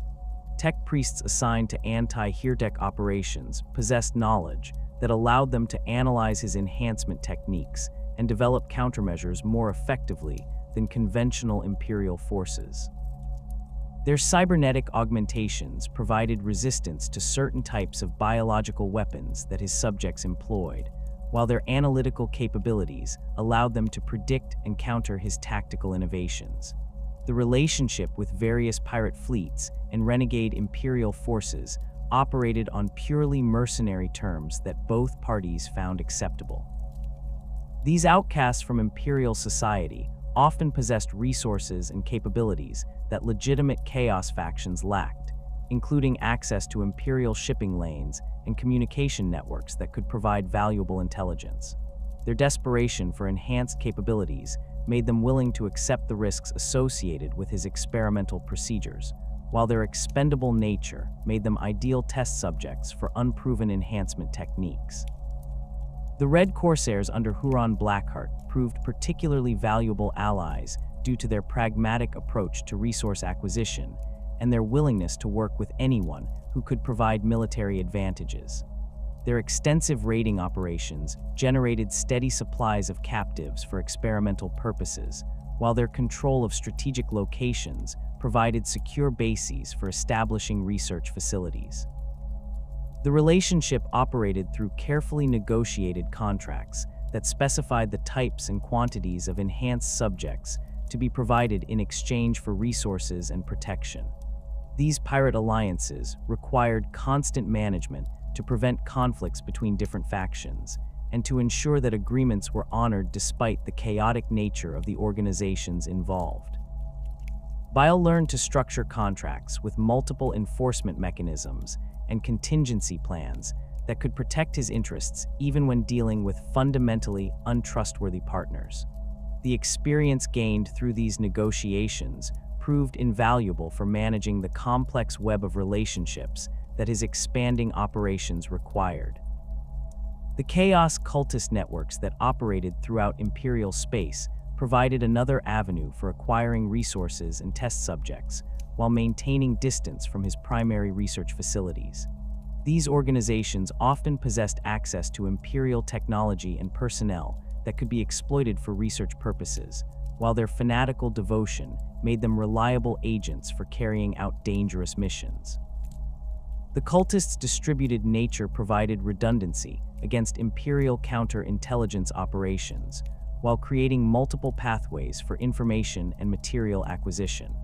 The management of these diverse relationships required sophisticated intelligence networks and communication systems that could operate across the vast distances and hostile environments of the Eye of Terror and beyond. Bile developed encrypted communication protocols that allowed for secure coordination between different elements of his organization, while preventing Imperial forces from intercepting sensitive information. The establishment of relay stations and safe houses throughout chaos-controlled territory created the infrastructure necessary for maintaining contact with far-flung allies and agents. The complexity of these arrangements demanded careful attention to the political dynamics that governed relationships between different chaos factions and their various allies. Understanding the motivations and limitations of each potential partner allowed for more effective negotiation while avoiding conflicts that could disrupt ongoing research programs. The systematic analysis of faction, capabilities, and objectives informed strategic decisions about which relationships to pursue and which to avoid based on their potential contribution to his overall goals. The systematic cataloging of gene seed samples from across the galaxy had become Bile's consuming obsession, transforming his mobile laboratories into repositories of genetic material that represented the greatest collection of Space Marine hereditary data outside the Emperor's own vaults on Terra. His network of contacts throughout the Eye of Terror and beyond provided steady streams of specimens recovered from battlefields, captured during raids, or acquired through more subtle means. Each sample represented not merely biological material, but a key to understanding the fundamental principles that governed post-human enhancement and the artificial limitations that the Emperor had imposed upon his creations. The theft of Loyalist gene seed required operations of extraordinary complexity and risk, as the Space Marine chapters guarded their genetic legacy with fanatical devotion. Imperial Fist's gene seed proved particularly challenging to acquire due to that chapter's methodical approach to security and their practice of thoroughly destroying fallen battle brothers to prevent genetic material from falling into enemy hands. When Bile's agents finally succeeded in recovering intact progenitor glands from Imperial Fist's casualties during the Siege of Cadia, the specimens revealed genetic structures that emphasized cellular resilience and pain tolerance beyond even standard Astartes norms. The analysis of these samples showed modifications that enhanced bone density and cartilage strength to degrees that approached the theoretical limits of biological materials. The Imperial Fist's gene seed contained instructions for producing skeletal systems that could withstand impacts that would shatter normal Astartes bones, while their pain receptors had been modified to allow conscious function even under conditions of extreme physical trauma. These characteristics explain the chapter's legendary ability to continue fighting despite grievous wounds, but they also suggested enhancement principles that could be adapted for other applications. Blood Angel's gene seed presented different challenges due to the red thirst and black rage that affected that lineage, psychological conditions that had puzzled Imperial geneticists for millennia. Bile's examination of recovered samples revealed genetic anomalies that created feedback loops between adrenal production and neural chemistry, generating enhanced aggression and combat effectiveness at the cost of psychological stability. The modifications were so deeply integrated into the gene seed structure that removing them would require fundamental reconstruction of the entire genetic template. However, the aggressive enhancement aspects of Blood Angel's genetics offered insights into methods for improving combat reflexes and pain tolerance without triggering the psychological instabilities that plagued that chapter. Bile's experiments with isolated genetic segments revealed that specific modifications could be extracted and integrated into other gene seed lineages, creating hybrid templates that combined Blood Angel's combat enhancements with the psychological stability of other chapters. The process required extensive testing to identify compatible combinations, but successful integrations produced subjects with reaction times that exceeded even veteran assault Marines. White Scar's gene seed displayed modifications that enhanced motor coordination and spatial awareness to levels that bordered on prescience, allowing their warriors to navigate complex battlefield environments with supernatural grace. The genetic structures responsible for these enhancements operated through neural pathways that processed sensory information at accelerated rates, creating the impression of slowed time during combat situations. Bile's analysis revealed that these modifications could theoretically be enhanced further through careful genetic manipulation, potentially creating subjects with reflexes that approached Primarch-level performance. The acquisition of Raven Guard gene seed proved particularly valuable due to that chapter's unique stealth capabilities and their genetic instability that created opportunities for experimental modification. The Raven Guard lineage contained instructions for producing specialized organs that could manipulate light reflection and sound dampening, granting their warriors natural camouflage abilities that exceeded technological alternatives. However, the same genetic instability that enabled these enhancements also created vulnerability to mutation that Bile learned to exploit for his own purposes. His experiments with Raven Guard genetics focused on stabilizing the beneficial mutations while eliminating the degenerative aspects that plagued that chapter. The process involved identifying the specific genetic sequences responsible for stealth enhancements and reconstructing them within more stable frameworks derived from other gene seed lineages. The resulting hybrid templates produced subjects who possessed enhanced stealth capabilities without the organ failure and genetic degradation that affected pure Raven Guard lineages. Salamander's gene seed offered insights into thermal regulation and radiation resistance that proved invaluable for creating subjects capable of operating in extreme environments. Their genetic modifications included enhanced melanin production that provided protection against radiation exposure, while their temperature regulation systems allowed survival in conditions that would prove fatal to other Astartes. The analysis of these samples revealed principles that could be applied to create specialized subjects for operations on demon worlds or other hostile environments within the Eye of Terror. The integration of Salamander's thermal resistance with other gene seed lineages required careful calibration to avoid conflicts between different enhancement systems. Bile discovered that the thermal regulation modifications interfered with certain aspects of Imperial Fist's pain tolerance enhancements, creating subjects who could survive extreme temperatures but experienced reduced combat effectiveness due to sensory confusion. The resolution of these conflicts required development of new genetic structures that could coordinate between different enhancement systems without creating harmful interactions. Iron Hand's gene seed presented unique opportunities due to that chapter's integration of mechanical augmentations with biological systems, creating hybrid enhancement approaches that combine genetic modification with technological improvement. Their gene seed contained instructions for producing neural interfaces that could integrate seamlessly with mechanical components, while their pain tolerance modifications were specifically designed to accommodate surgical procedures required for cybernetic implantation. These characteristics suggested methods for creating subjects who could benefit from both biological and technological enhancements simultaneously. Bile's experiments with Iron Hand's genetics focused on enhancing the biological-mechanical interface capabilities while reducing the psychological obsessions that characterized that chapter. The genetic modifications responsible for their technological affinity were deeply connected to neural structures that governed personality development, making selective enhancement extremely challenging. However, successful procedures produced subjects who could interface with advanced technological systems while maintaining the emotional flexibility necessary for creative problem solving. The most ambitious aspect of Bile's gene seed research involved attempts to create hybrid warriors that combine the best characteristics of multiple chapters within single subjects.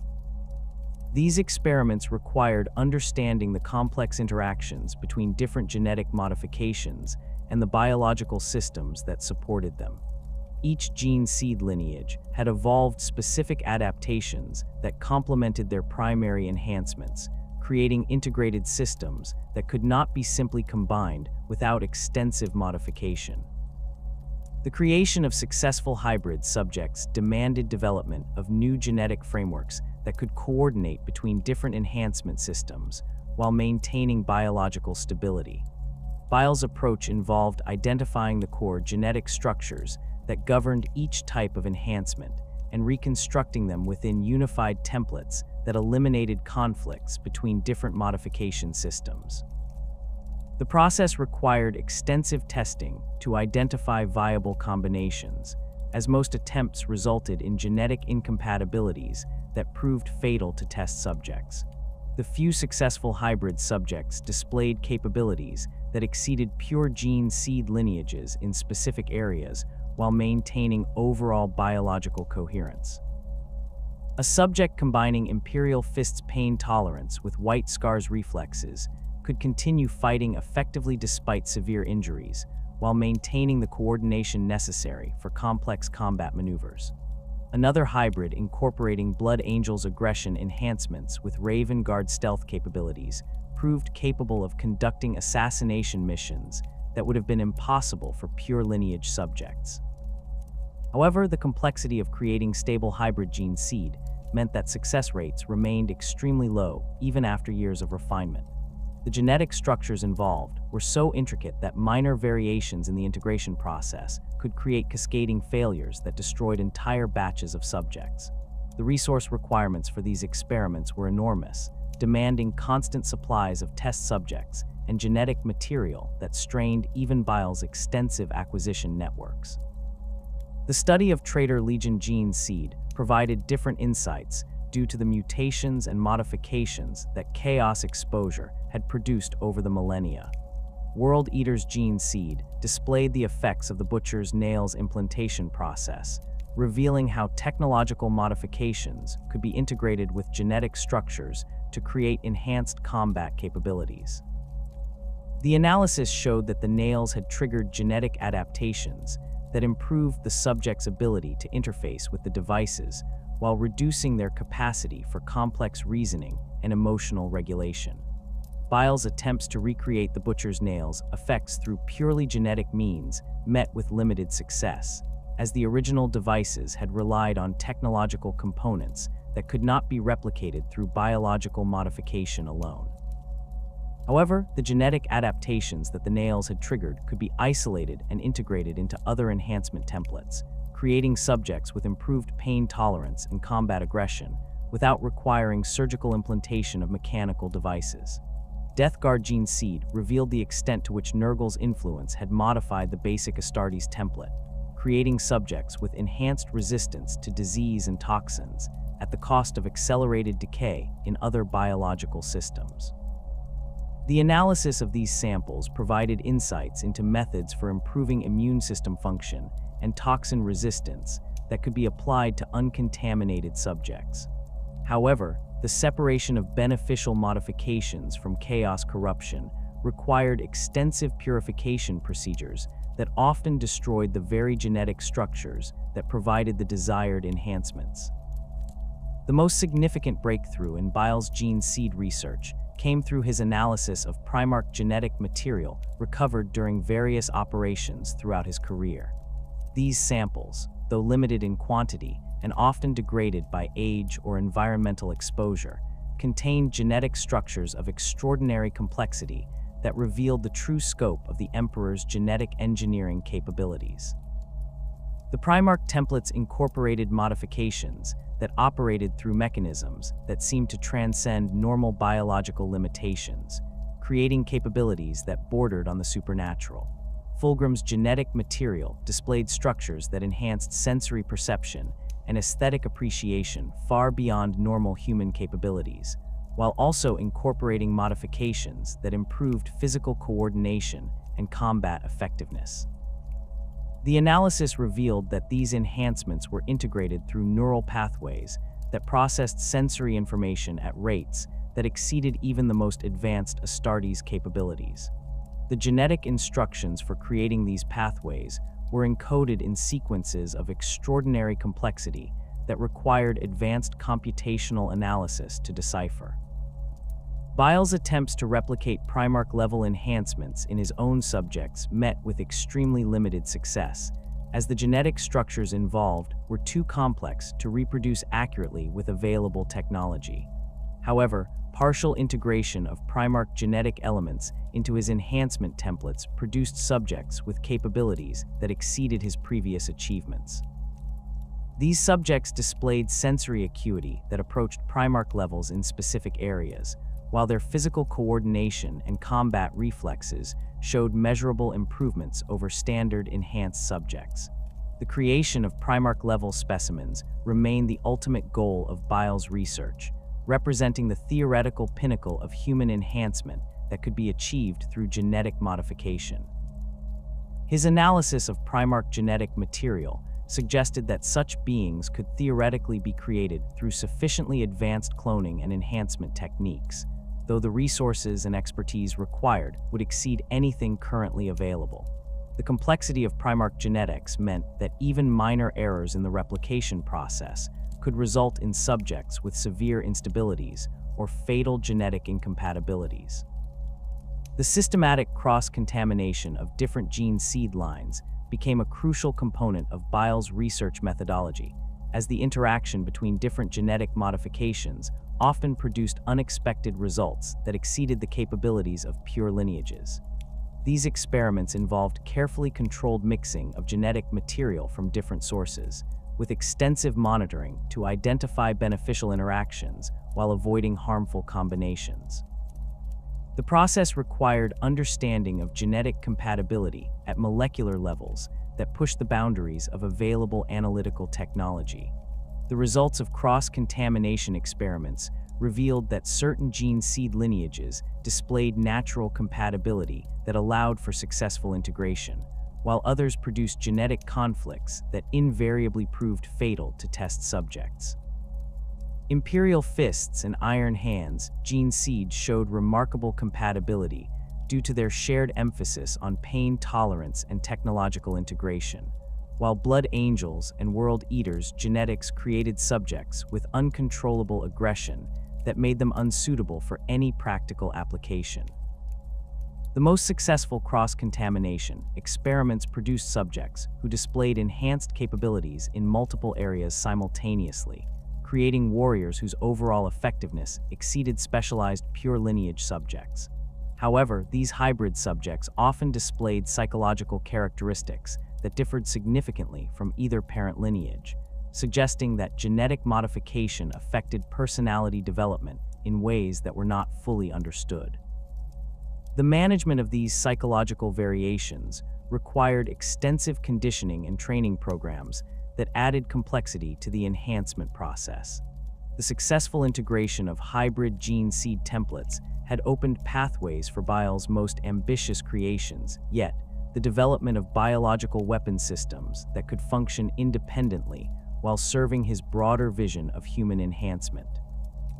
The mobile laboratories that had once focused primarily on individual subject modification now housed production facilities for living weapons that combined the predatory instincts of natural organisms with the tactical intelligence of enhanced human subjects.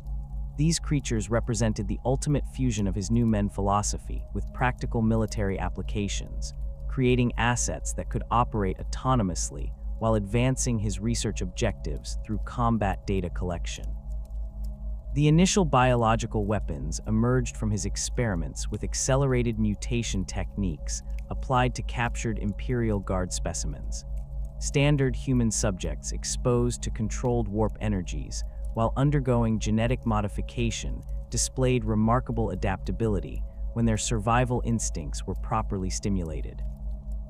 The process involved surgical removal of higher brain functions responsible for complex reasoning and emotional responses, leaving only the neural structures necessary for basic motor control and predatory behavior.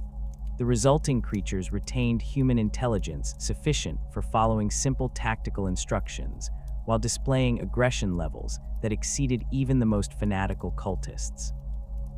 These early weapon subjects proved effective in field testing against Imperial reconnaissance forces, demonstrating the viability of mass-produced biological assets for military applications. Their enhanced muscular systems allowed them to tear through standard flak armor with bare hands, while modified sensory organs granted tracking capabilities that exceeded trained hunting animals.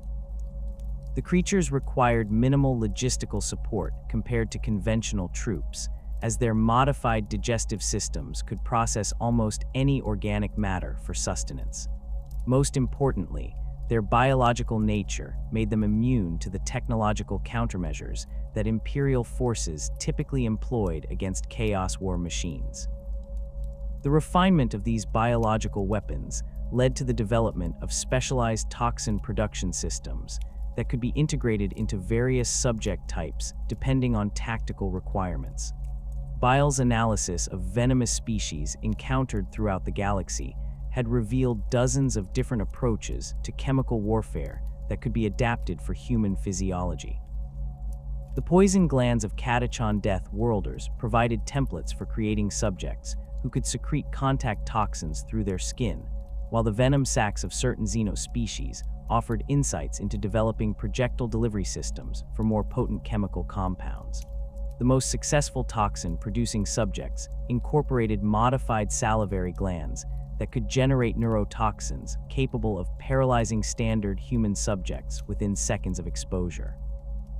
These weapon subjects could deliver their payload through bite attacks during close combat, or they could spit the toxin with accuracy sufficient to affect targets at ranges exceeding 10 meters.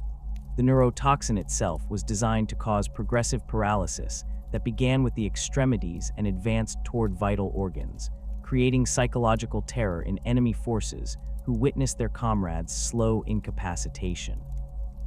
The development of airborne toxin delivery systems required more sophisticated modifications that incorporated specialized respiratory organs capable of aerosolizing chemical compounds.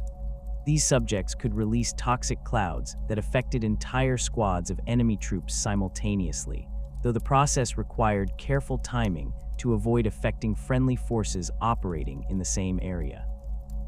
The toxins were engineered to break down rapidly in atmospheric conditions to prevent long-term environmental contamination that might interfere with subsequent operations in the same region. Disease-based weapons presented different challenges due to the unpredictable nature of biological pathogens and their tendency to mutate beyond intended parameters. Bile's early experiments with engineered plagues had resulted in several containment breaches that decimated test populations before the diseases could be properly studied or controlled.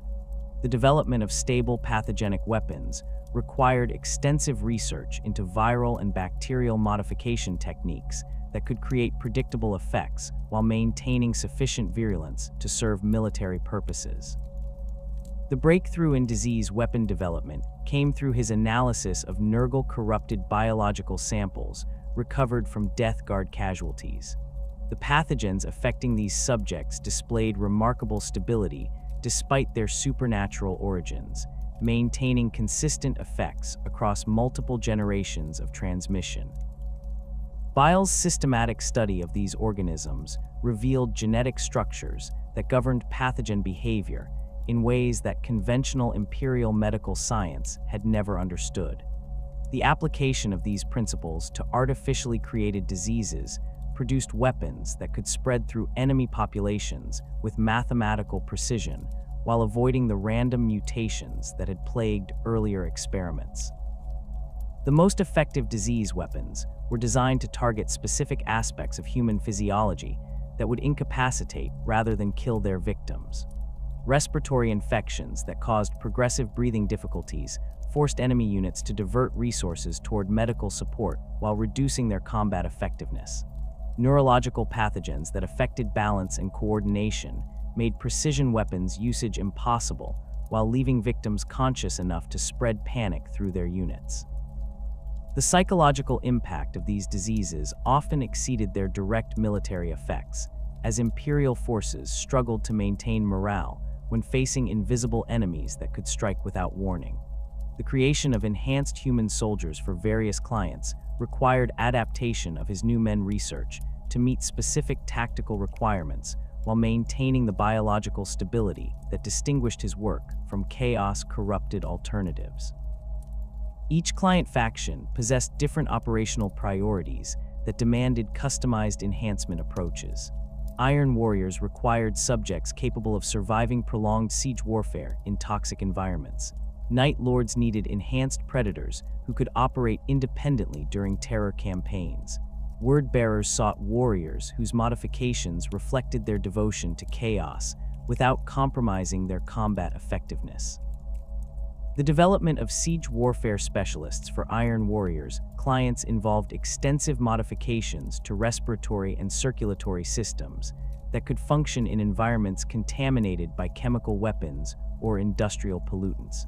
These subjects received enhanced lung capacity and modified blood chemistry that provided resistance to most common battlefield toxins. Their skeletal systems were reinforced with additional calcium deposits that improved their ability to survive building collapses and artillery bombardments. Modified pain receptors allowed them to continue fighting despite injuries that would incapacitate standard human troops, while enhanced healing factors ensured rapid recovery from wounds that did not prove immediately fatal. Terror warfare specialists created for Night Lords operations required different modifications that emphasized stealth capabilities and psychological intimidation factors. These subjects received enhanced sensory organs that could function effectively in complete darkness, while modified muscle fibers allowed for silent movement that exceeded even trained assassins. Their physical appearance was altered through controlled mutations that created disturbing visual effects designed to trigger primal fear responses in human observers. Specialized vocal modifications allowed them to produce sounds that could cause disorientation and panic in enemy forces, while enhanced jaw muscles and modified teeth enabled them to inflict gruesome wounds that served psychological warfare purposes. The creation of word-bearers enhancement subjects required careful balance between practical military improvements and aesthetic modifications that satisfied their clients' religious sensibilities.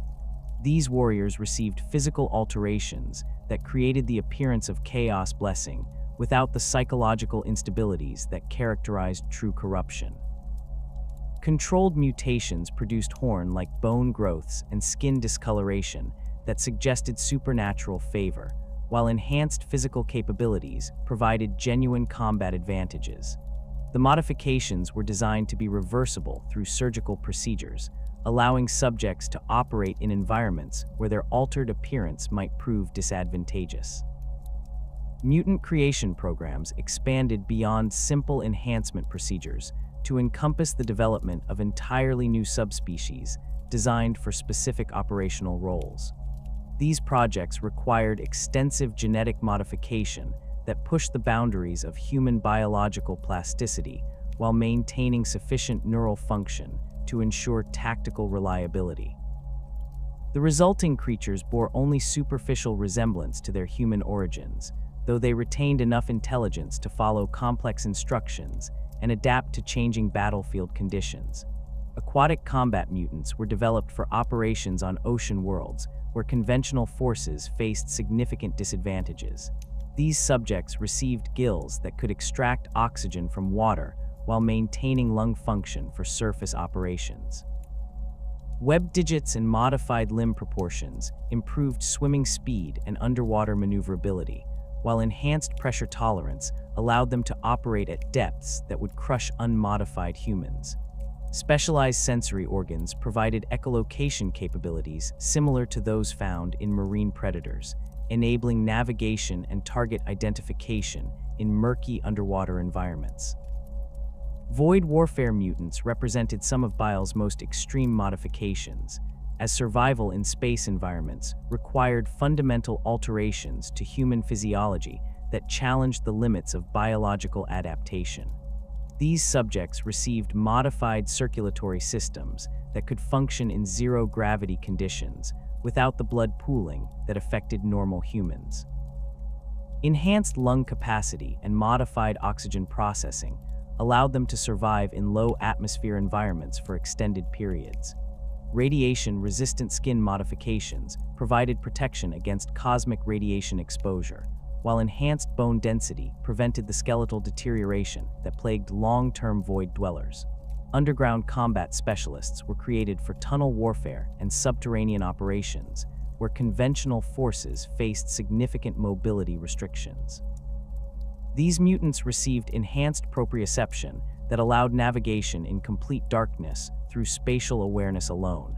Modified limb proportions and joint flexibility enabled movement through confined spaces that would trap normal-sized humans. Enhanced tactile sensitivity in their fingertips provided the ability to detect vibrations and air currents that could reveal hidden passages or approaching enemies. Specialized digestive systems allowed them to survive on minimal rations for extended periods during prolonged underground operations. The development of chimeric creatures that combined human intelligence with animal capabilities required extensive research into cross-species genetic integration techniques. These experiments pushed beyond the boundaries of conventional enhancement into territories that imperial science would consider fundamentally heretical. The successful creation of stable human-animal hybrids demanded understanding of genetic compatibility at molecular levels that exceeded most available analytical capabilities. Canine-human hybrids proved among the most successful chimeric creations, combining human tactical intelligence with enhanced sensory capabilities derived from predatory animals. These subjects retained human-level reasoning abilities while gaining olfactory systems that could track individual targets across vast distances. Enhanced auditory perception allowed them to detect approaching enemies through sound signatures that would be inaudible to unmodified humans. Modified muscle fiber composition provided running speeds that exceeded human athletic performance while maintaining the endurance necessary for extended pursuit operations. Feline-human hybrids emphasized stealth and agility modifications that created superior infiltration specialists. These subjects received enhanced balance and coordination that allowed them to navigate complex three-dimensional environments with supernatural grace. Modified skeletal systems provided flexibility that enabled movement through spaces barely large enough to accommodate their bodies. Enhanced night vision granted near-perfect visibility in low-light conditions, while modified vocal cords allowed them to communicate through subsonic frequencies that could not be detected by standard Imperial monitoring equipment. Avian-human hybrids represented the most ambitious chimeric experiments, though the fundamental differences between mammalian and avian physiology made successful integration extremely challenging. The few viable subjects displayed enhanced visual acuity that exceeded even space marine capabilities, while modified respiratory systems provided improved oxygen processing that enhanced physical endurance. However, the structural modifications required for flight capability proved incompatible with human neural architecture, limiting these subjects to ground-based operations despite their avian genetic components. The surgical enhancement procedures that created these various subjects required innovations in medical technology that exceeded anything available through conventional imperial sources. Bile's development of specialized chirurgeon tools incorporated both mechanical precision and biological integration capabilities that allowed for modifications previously considered impossible. These instruments could perform genetic alterations at the cellular level while maintaining perfect sterile conditions necessary for preventing infection during extended surgical procedures. The signature chirurgeon tools that became synonymous with Bile's work incorporated self-sterilizing surfaces that eliminated bacterial contamination through controlled electromagnetic fields. Micro-manipulation capabilities allowed for precise genetic modification of individual cells without damaging surrounding tissue. Integrated monitoring systems provided real-time feedback on subject vital signs and genetic stability during modification procedures. The tool's modular design enabled rapid reconfiguration for different types of surgical procedures, while their compact construction allowed them to function effectively within the confined spaces of mobile laboratories. The integration of these Chirurgeon tools with Bile's own biology represented the ultimate expression of his enhancement philosophy applied to himself. The surgical instruments were connected to his nervous system through neural interfaces that provided direct control without requiring conscious thought. This integration allowed him to perform complex procedures with precision that exceeded purely mechanical systems, while the biological connection enabled intuitive understanding of subject responses during modification processes.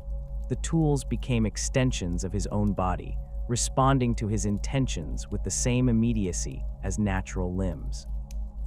The neural integration process required extensive modification of Bile's own brain structure to accommodate the additional sensory input and motor control requirements.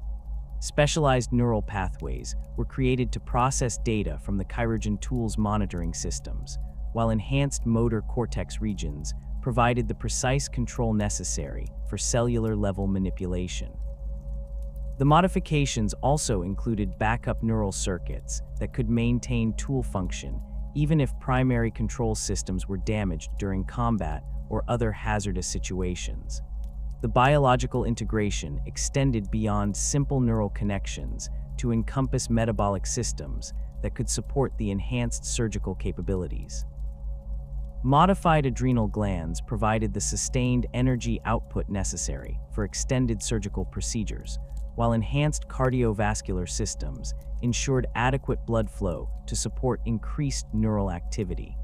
Specialized organs were created to process the biochemical byproducts of extended tool usage, preventing the accumulation of metabolic waste that could interfere with surgical precision. The development of specialized warrior organisms for specific tactical roles required understanding of combat psychology and battlefield dynamics that went beyond purely biological considerations. These creatures needed to function effectively as military assets while maintaining sufficient independence to adapt to changing tactical situations. The balance between programmed responses and autonomous decision-making capabilities proved crucial for creating subjects who could serve their intended purposes without requiring constant supervision. Close combat specialists were designed with enhanced reflexes and pain tolerance that allowed them to engage enemy forces in melee situations where conventional weapons proved ineffective. These subjects received modified muscle fiber composition that provided explosive strength for brief periods, while enhanced skeletal systems could withstand the impact forces generated by their own attacks. Specialized nervous system modifications reduced reaction times to levels that approached superhuman performance, enabling them to respond to threats faster than enemy forces could adjust their tactics. Ranged combat specialists incorporated enhanced visual systems and improved hand-eye coordination that made them superior marksmen compared to conventionally trained soldiers. These subjects could identify and engage targets at ranges that exceeded standard human visual capabilities, while modified neural processing allowed them to calculate trajectory adjustments for moving targets with mathematical precision. Enhanced respiratory control provided the stability necessary for accurate shooting during extended engagements, while modified cardiovascular systems maintained steady heart rates that prevented accuracy degradation under stress. Reconnaissance specialists emphasized sensory enhancement and stealth capabilities that made them ideal for intelligence-gathering operations behind enemy lines. These subjects could detect enemy movements through subtle environmental changes that would be invisible to unmodified observers, while their enhanced memory systems allowed them to retain detailed tactical information for extended periods without written records. Modified metabolic systems reduced their caloric requirements and eliminated waste production that might reveal their presence to enemy forces conducting counter-reconnaissance operations. The systematic documentation of enhancement procedures had provided Bile with the theoretical foundation necessary for expanding his operations beyond the confines of the Eye of Terror. But the era Indomitus presented unprecedented opportunities and challenges that would test every aspect of his accumulated knowledge. The Great Rift's creation had torn reality itself asunder, flooding vast regions of imperial space with warp energies that created conditions similar to those within the Eye of Terror. These transformed regions offered new territories for establishing research facilities while providing access to imperial populations that had been isolated from central authority for decades or centuries. The emergence of Primaris Space Marines under Robute Guilliman's leadership represented a fundamental shift in imperial military capabilities that demanded immediate investigation. These enhanced Astartes displayed physical capabilities that exceeded standard Space Marines in measurable ways, suggesting that the Imperium had developed new gene seed modification techniques during the millennia since the heresy. The acquisition of Primaris genetic material became a priority that required careful planning and significant resource allocation, as these new warriors were deployed in smaller numbers and guarded with even greater vigilance than conventional Space Marines. Bile's first encounter with Primaris Marines occurred during the Plague Wars in Ultramar, where his mobile laboratories had been conducting research on Nurgle-corrupted populations to understand the mechanisms through which disease-based mutations affected human physiology. The Primaris reinforcements deployed to support the Ultramarines displayed enhanced strength and resilience that allowed them to operate effectively in environments that would have challenged even veteran Astartes. Their larger physical frames suggested fundamental modifications to the gene seed implantation process, while their improved equipment indicated technological advances that the Imperium had developed during Guilliman's absence. The recovery of Primaris genetic samples required infiltration operations that pushed the capabilities of his enhanced agents to their limits. Standard reconnaissance subjects proved inadequate for penetrating the security measures that protected Primaris forces, necessitating the deployment of his most sophisticated creations.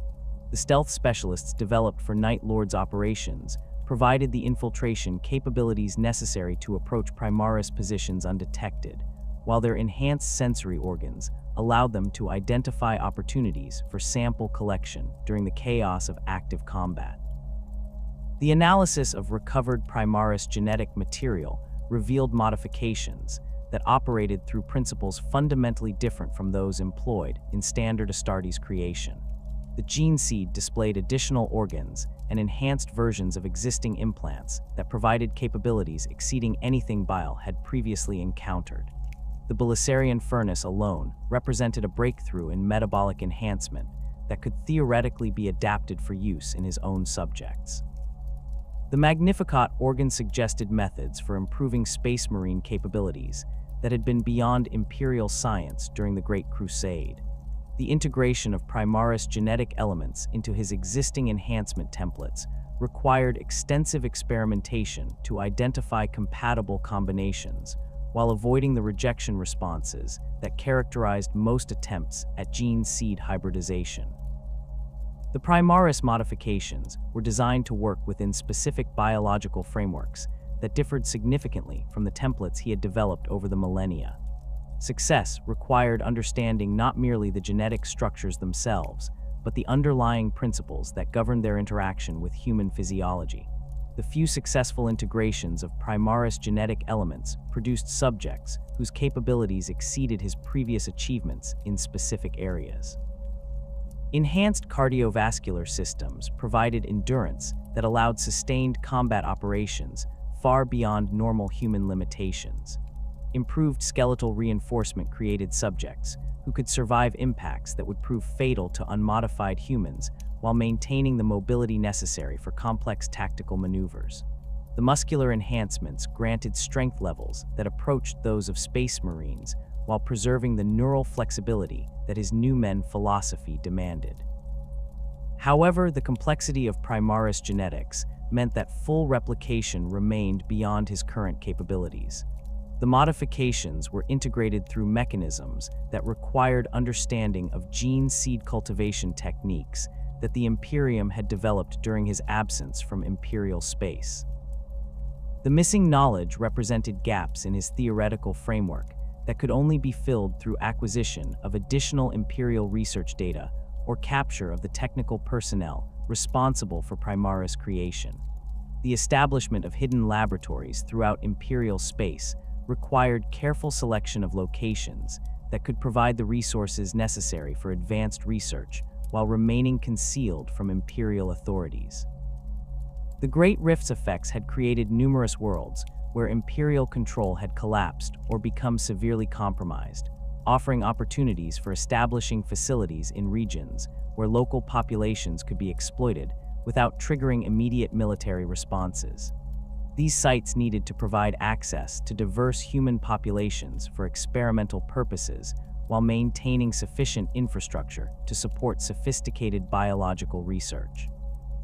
The demon world of Harmony, twisted by Slaanish's influence into a realm where sensation and pain intermingled in impossible ways, provided an ideal testing ground for subjects designed to operate in environments that defied normal physical laws. The world's reality warping effects allowed for experiments that would be impossible under normal conditions, while its isolation within the Great Rift prevented Imperial interference with ongoing research programs. The establishment of permanent facilities on Harmony required extensive shielding to protect sensitive equipment from the world's chaotic emanations, but the unique environmental conditions enabled breakthrough discoveries in consciousness transfer and neural modification techniques. The recruitment of new disciples during this period drew from populations throughout the scattered regions affected by the Great Rift's expansion.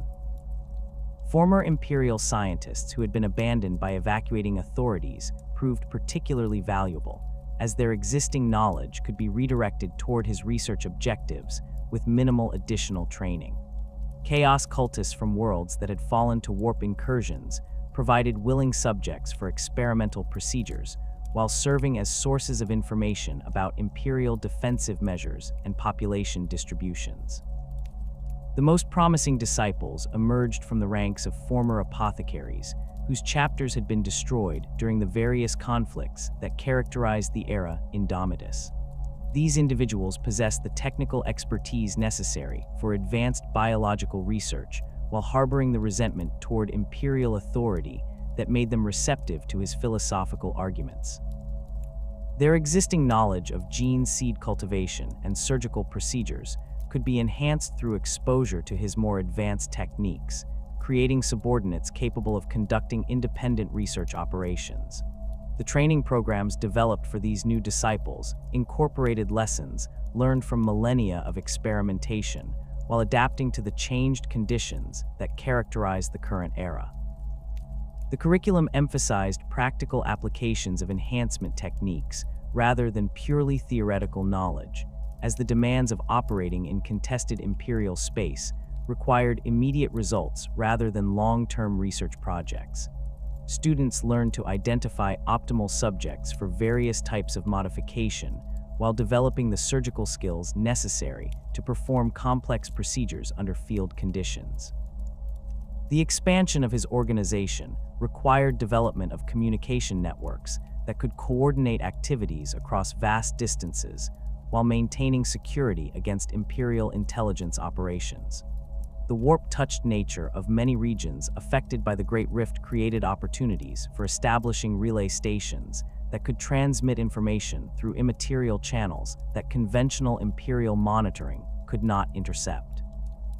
These networks enabled coordination between different research facilities while providing early warning of Imperial military movements that might threaten ongoing operations.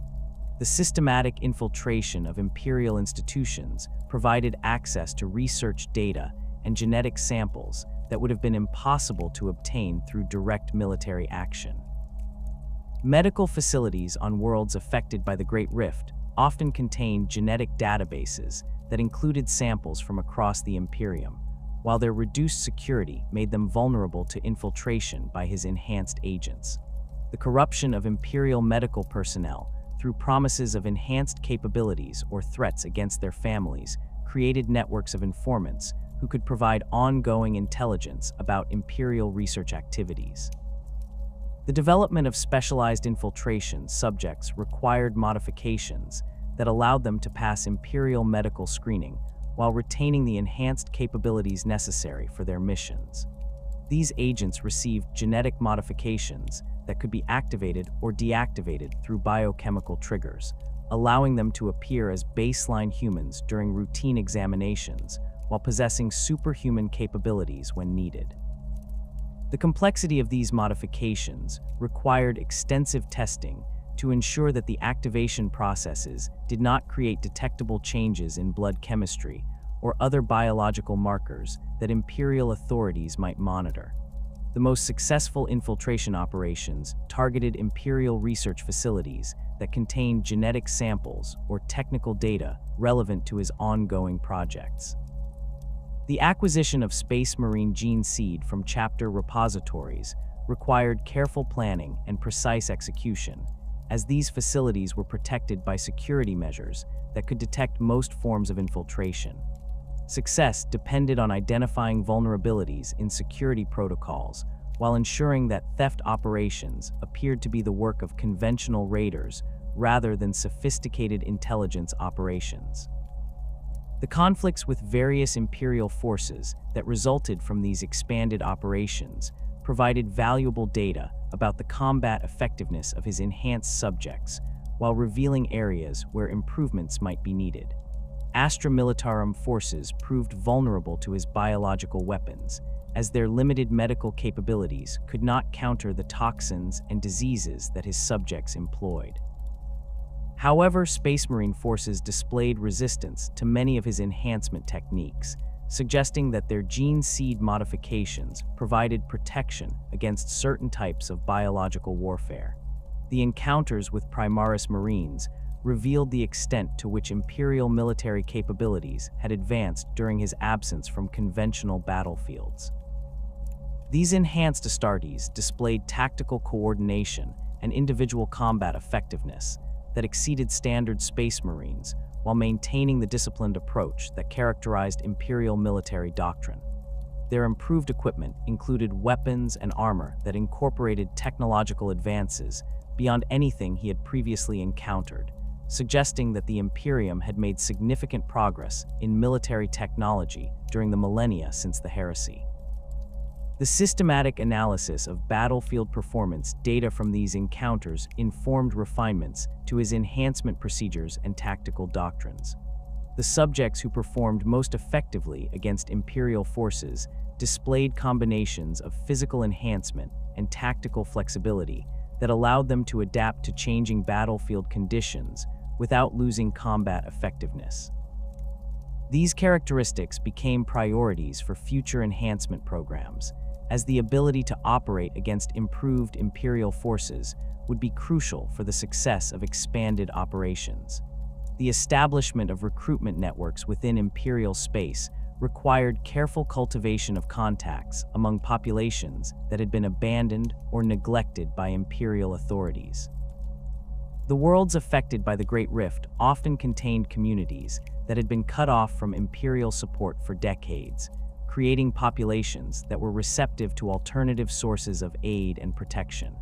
These communities could provide test subjects for experimental procedures while serving as sources of intelligence about Imperial military movements and defensive preparations. The development of enhanced human specimens for various applications continued to evolve based on lessons learned from field operations and laboratory experiments. Combat subjects designed for operations against Imperial forces required modifications that could counter the improved capabilities of Primaris Marines while maintaining the flexibility necessary for operations in diverse environments. The integration of captured Imperial technology with biological enhancement techniques created hybrid subjects whose capabilities exceeded purely biological or technological approaches alone. The ongoing war against both chaos corruption and imperial dogma required careful balance between exploiting the opportunities that chaos influence provided while avoiding the dependencies and instabilities that characterized full corruption. Bile's subjects needed to function effectively in warp-touched environments without succumbing to the psychological deterioration that affected most humans exposed to chaos energies. The development of protective modifications that could shield subjects from corruption while allowing them to benefit from enhanced capabilities became a crucial aspect of his research programs.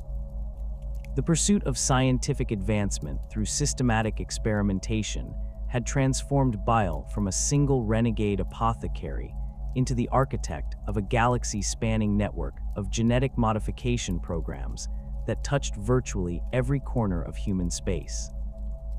His creations, enhanced subjects, and disciples had spread far beyond the confines of his mobile laboratories, establishing independent operations that continued his work while adapting his techniques to local conditions and opportunities.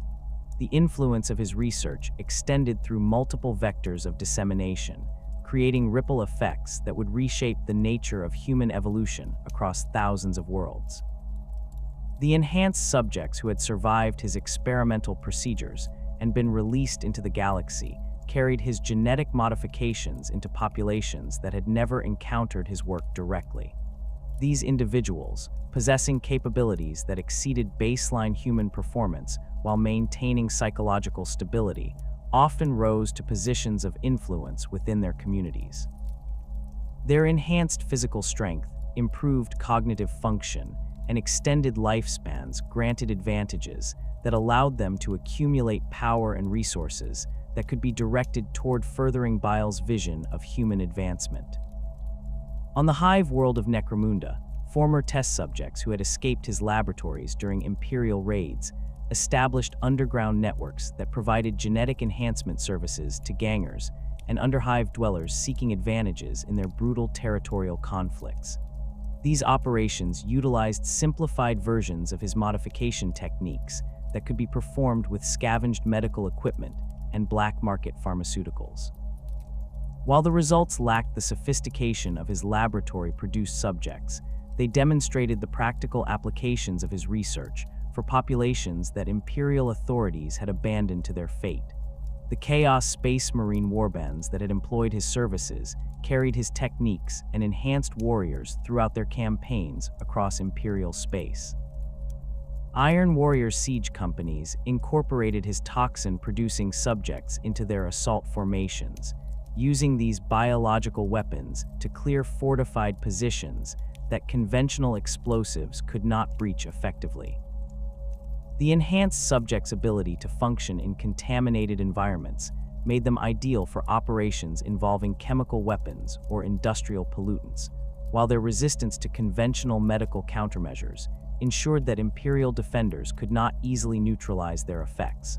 Night Lord's terror campaigns began incorporating his stealth-enhanced subjects as assassins and infiltrators who could penetrate Imperial defensive lines with supernatural grace.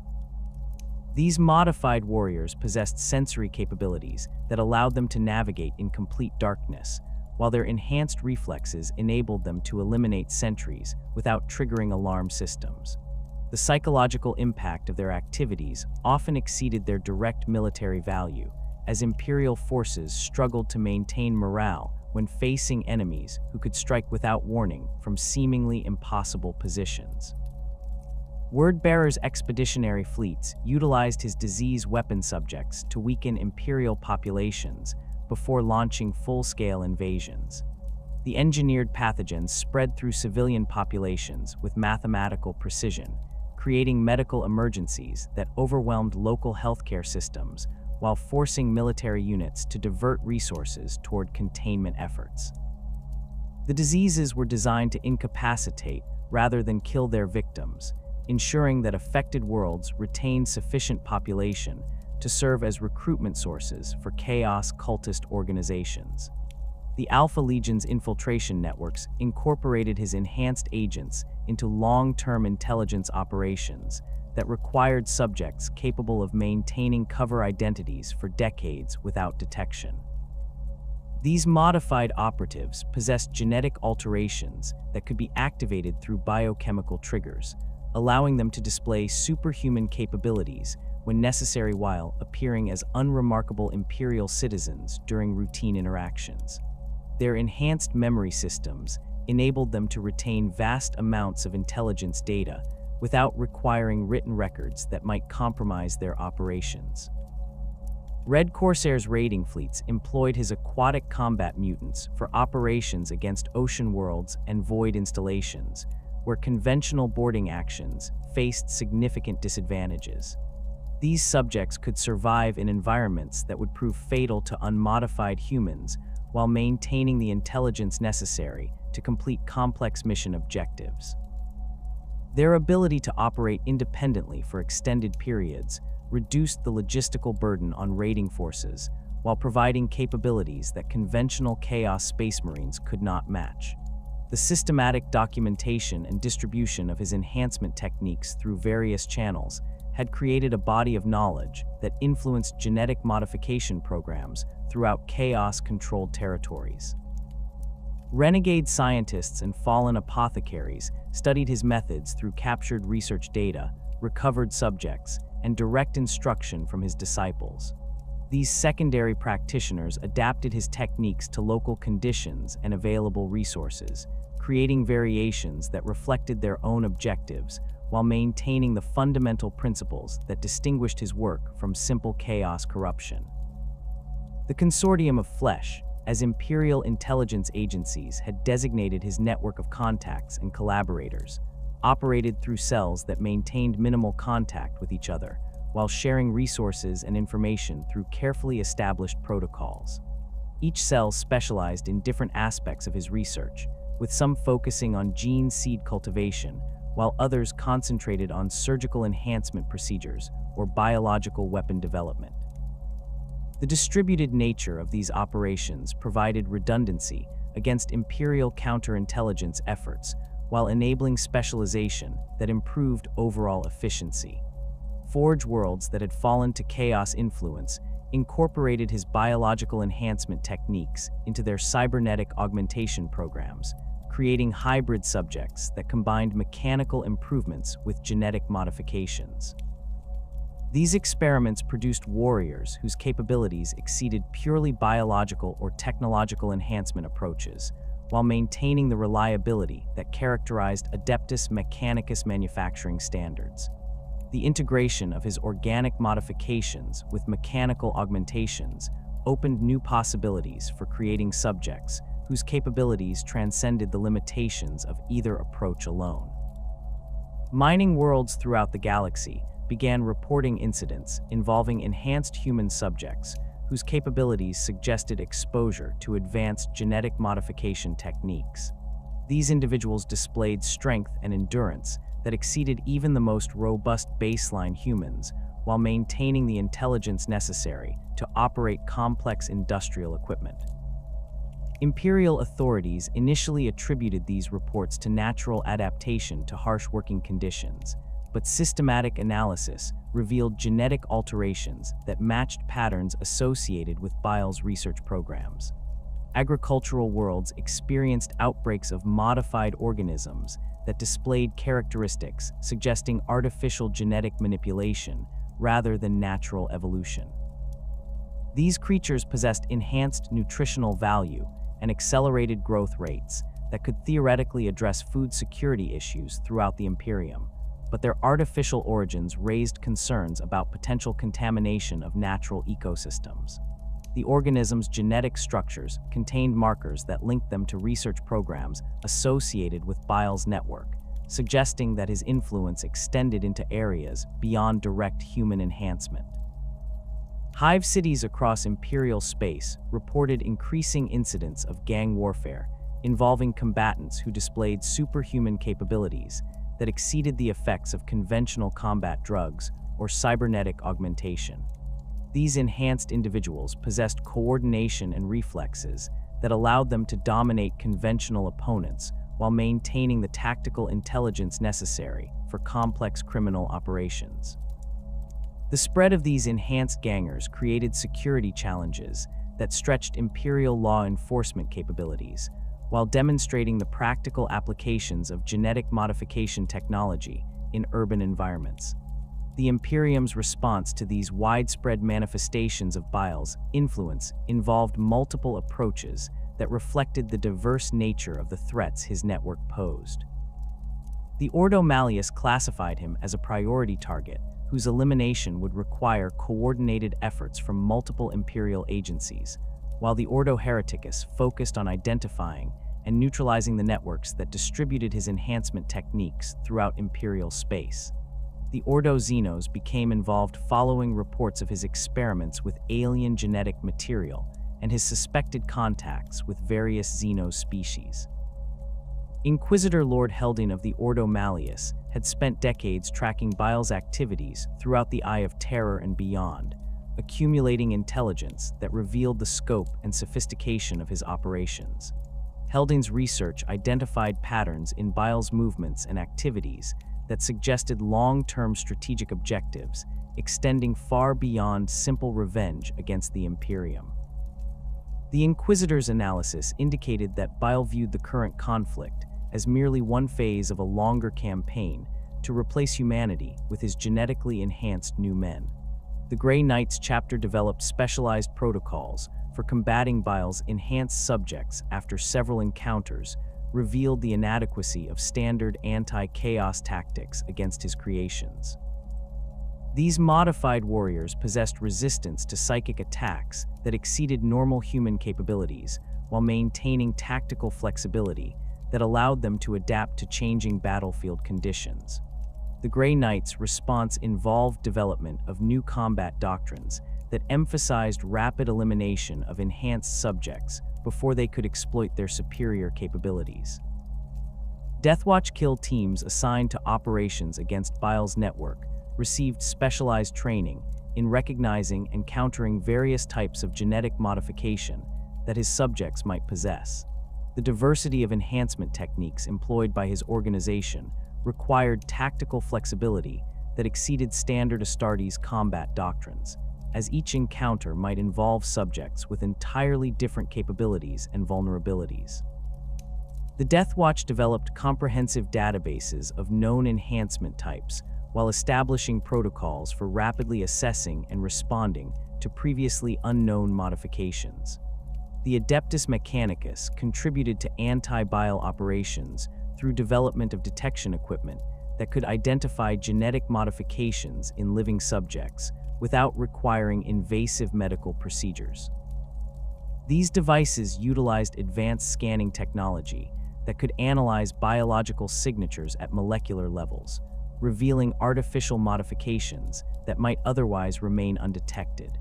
The equipment proved particularly valuable for screening populations in areas where Bile's network was suspected of operating, though the complexity of his modifications often required extensive analysis to distinguish them from natural genetic variation.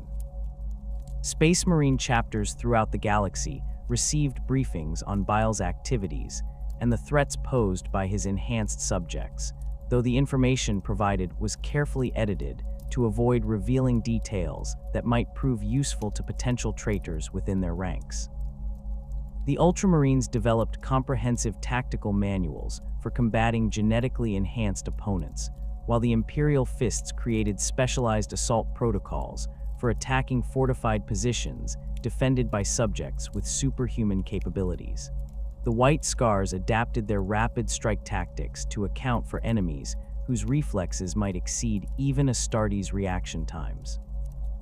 The Astra Militarum faced particular challenges when confronting Bile's biological weapons, as their limited medical capabilities provided little protection against engineered toxins and diseases. Regiment commanders received training in recognizing the symptoms of various biological agents, while medical personnel learned containment procedures that could limit the spread of artificial pathogens. However, the diversity of biological weapons employed by Bile's network meant that countermeasures developed for one type of agent might prove ineffective against different variants.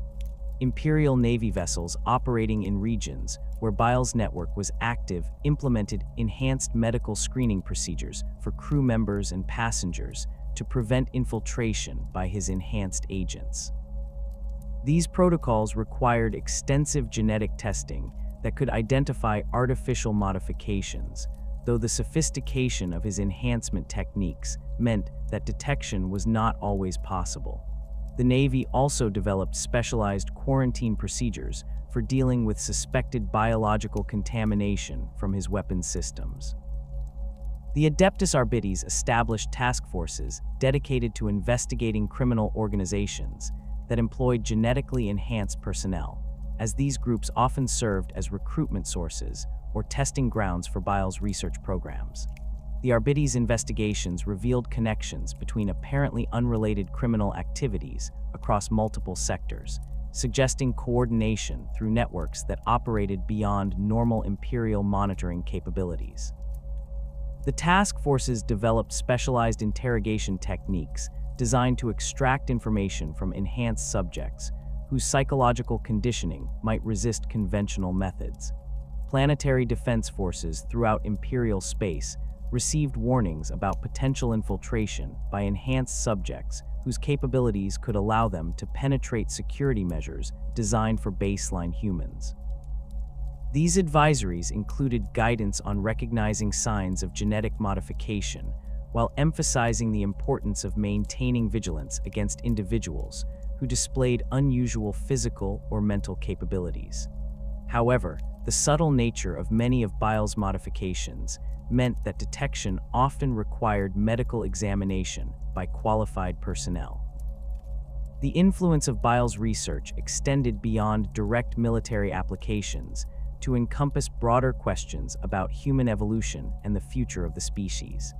His New Men philosophy challenged fundamental assumptions about human potential, while demonstrating that genetic enhancement could produce stable improvements without the corruption associated with chaos worship.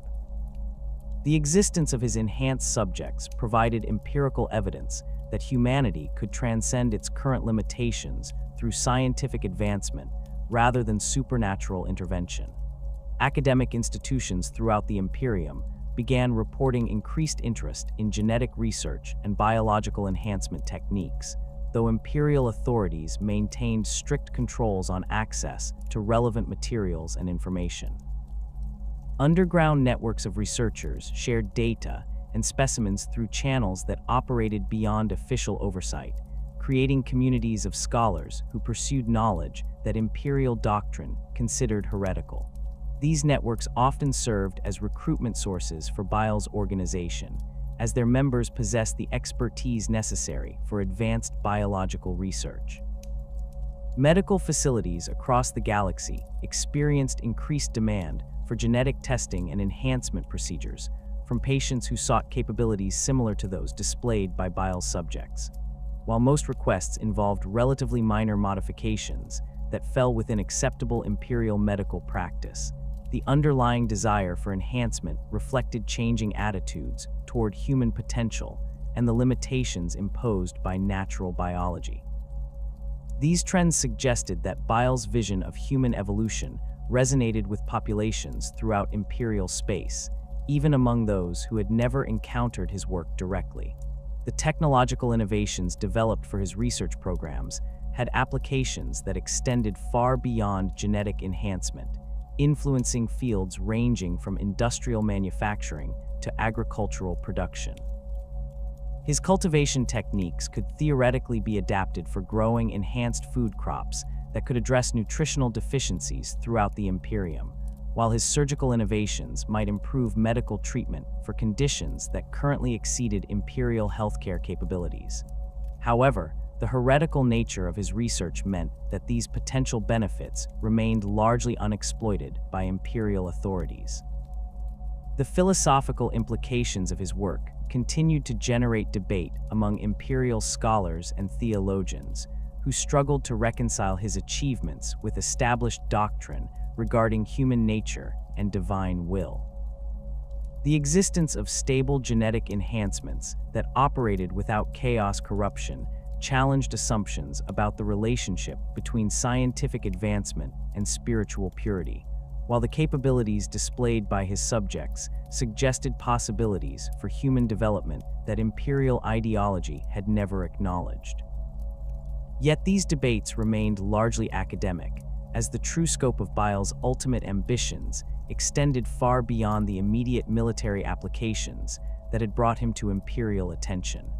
The New Men Project represented more than simply creating enhanced soldiers or biological weapons for the ongoing conflict between imperial and chaos forces. Bile's vision encompassed the complete replacement of baseline humanity with a genetically superior subspecies that would inherit the galaxy through evolutionary advantage rather than military conquest.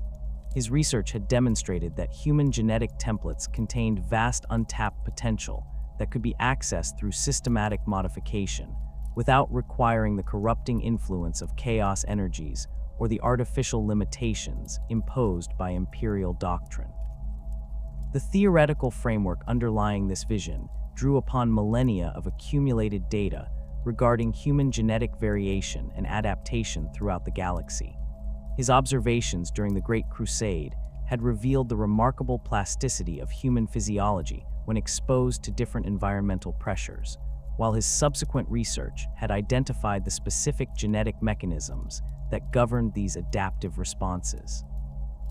The integration of these natural adaptation processes with controlled genetic modification could theoretically produce beings whose capabilities would exceed both baseline humans and chaos-corrupted subjects, while maintaining perfect biological stability across multiple generations. The practical implementation of this vision required resources and time scales that exceeded anything achievable through conventional military campaigns or political maneuvering. The creation of sufficient numbers of new men to establish viable breeding populations would demand industrial-scale cloning operations supported by vast networks of research facilities and genetic laboratories. The subjects would need to be distributed throughout the galaxy in ways that ensured their survival and reproduction, while avoiding detection by imperial authorities or interference from chaos forces seeking to corrupt them for their own purposes.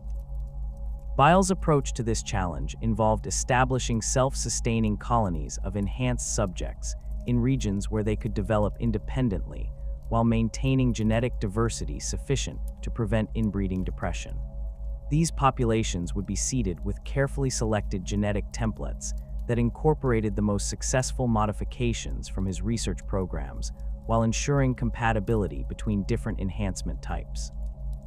The colonies would operate under cover identities that allowed them to interact with baseline human populations without revealing their true nature, gradually expanding their influence through economic and political means rather than direct conquest. The selection of suitable locations for these colonies required analysis of thousands of potential sites throughout imperial space and beyond. Worlds affected by the Great Rift offered opportunities for establishing communities in regions where imperial control had been severely compromised, while frontier planets provided isolation necessary for long-term development without interference. The colonies needed to possess sufficient resources to support advanced technological development while maintaining defensible positions that could resist military assault from hostile forces. The genetic templates used for colony populations incorporated lessons learned from decades of experimentation with different enhancement approaches.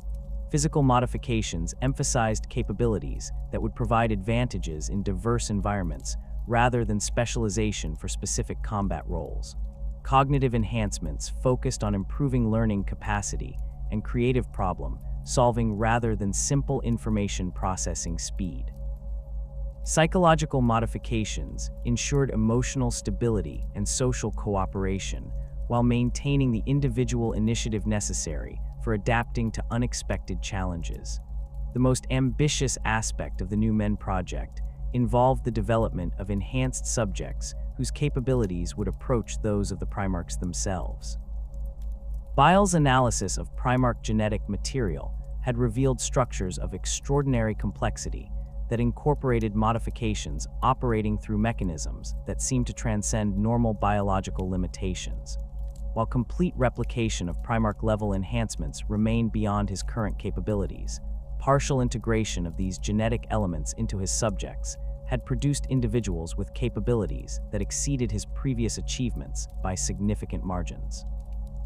These near-Primarch subjects possessed physical strength that approached Space Marine levels without requiring gene seed implantation, while their cognitive abilities allowed them to process information and solve problems at rates that exceeded even the most gifted baseline humans.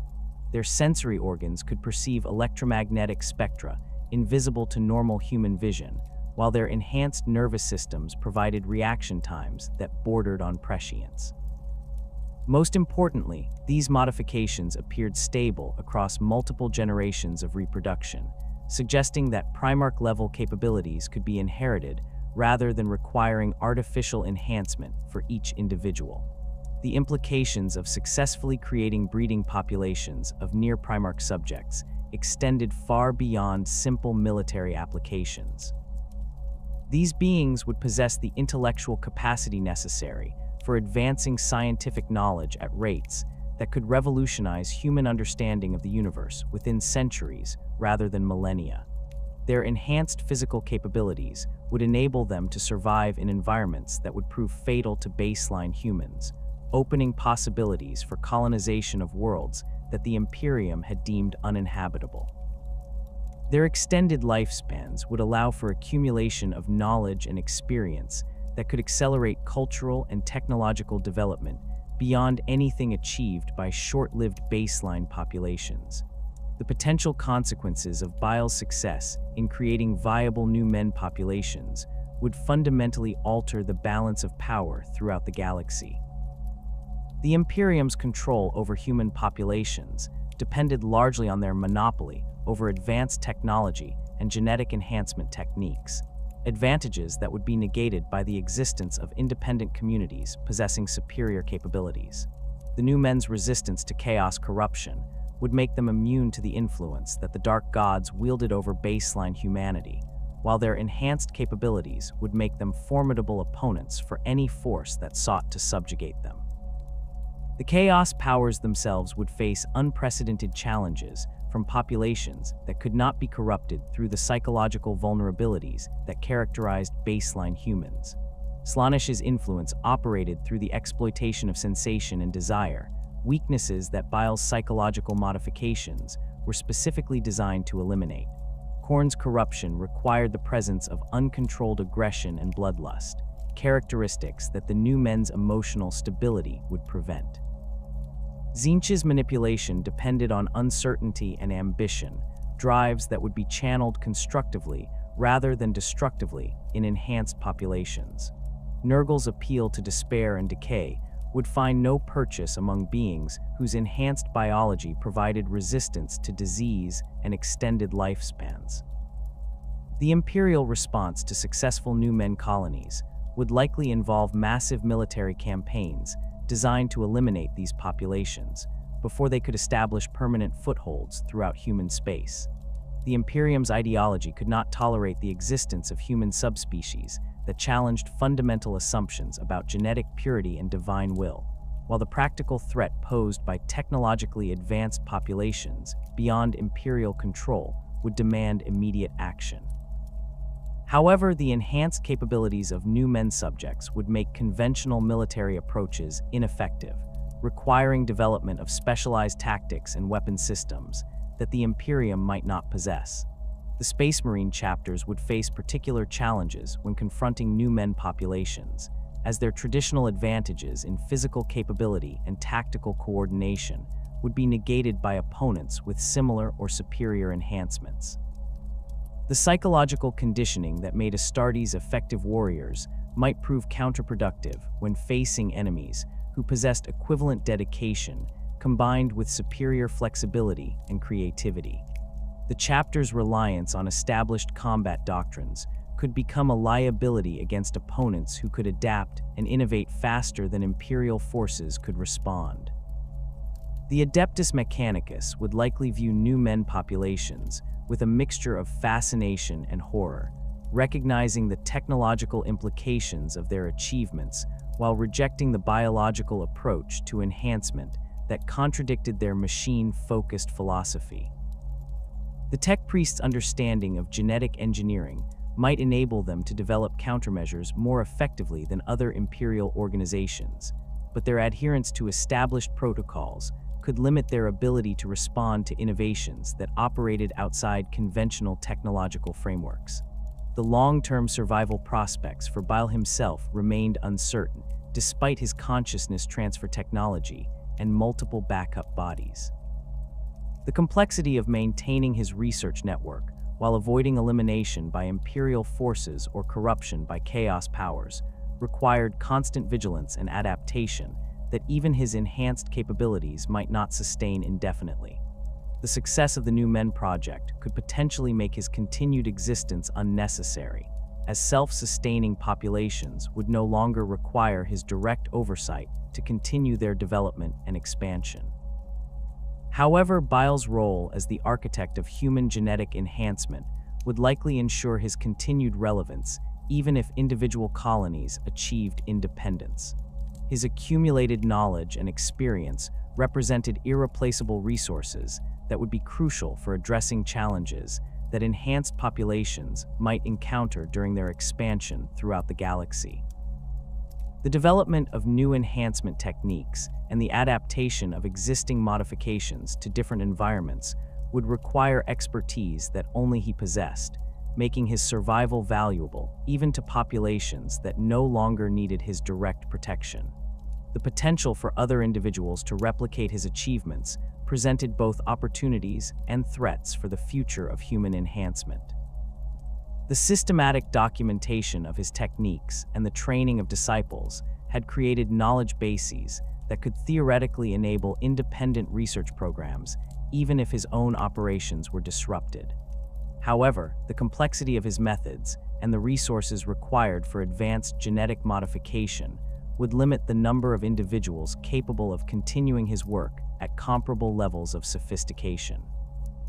The influence of his research on the broader scientific community would likely accelerate regardless of his personal fate, as the principles he had discovered would eventually be rediscovered by other researchers working independently. The fundamental insights into human genetic potential and enhancement methodology represented scientific advances that could not be permanently suppressed, even by the most determined imperial efforts at censorship and control. The existence of enhanced subjects throughout the galaxy would serve as proof that human limitations could be transcended, inspiring others to pursue similar research despite the risks involved.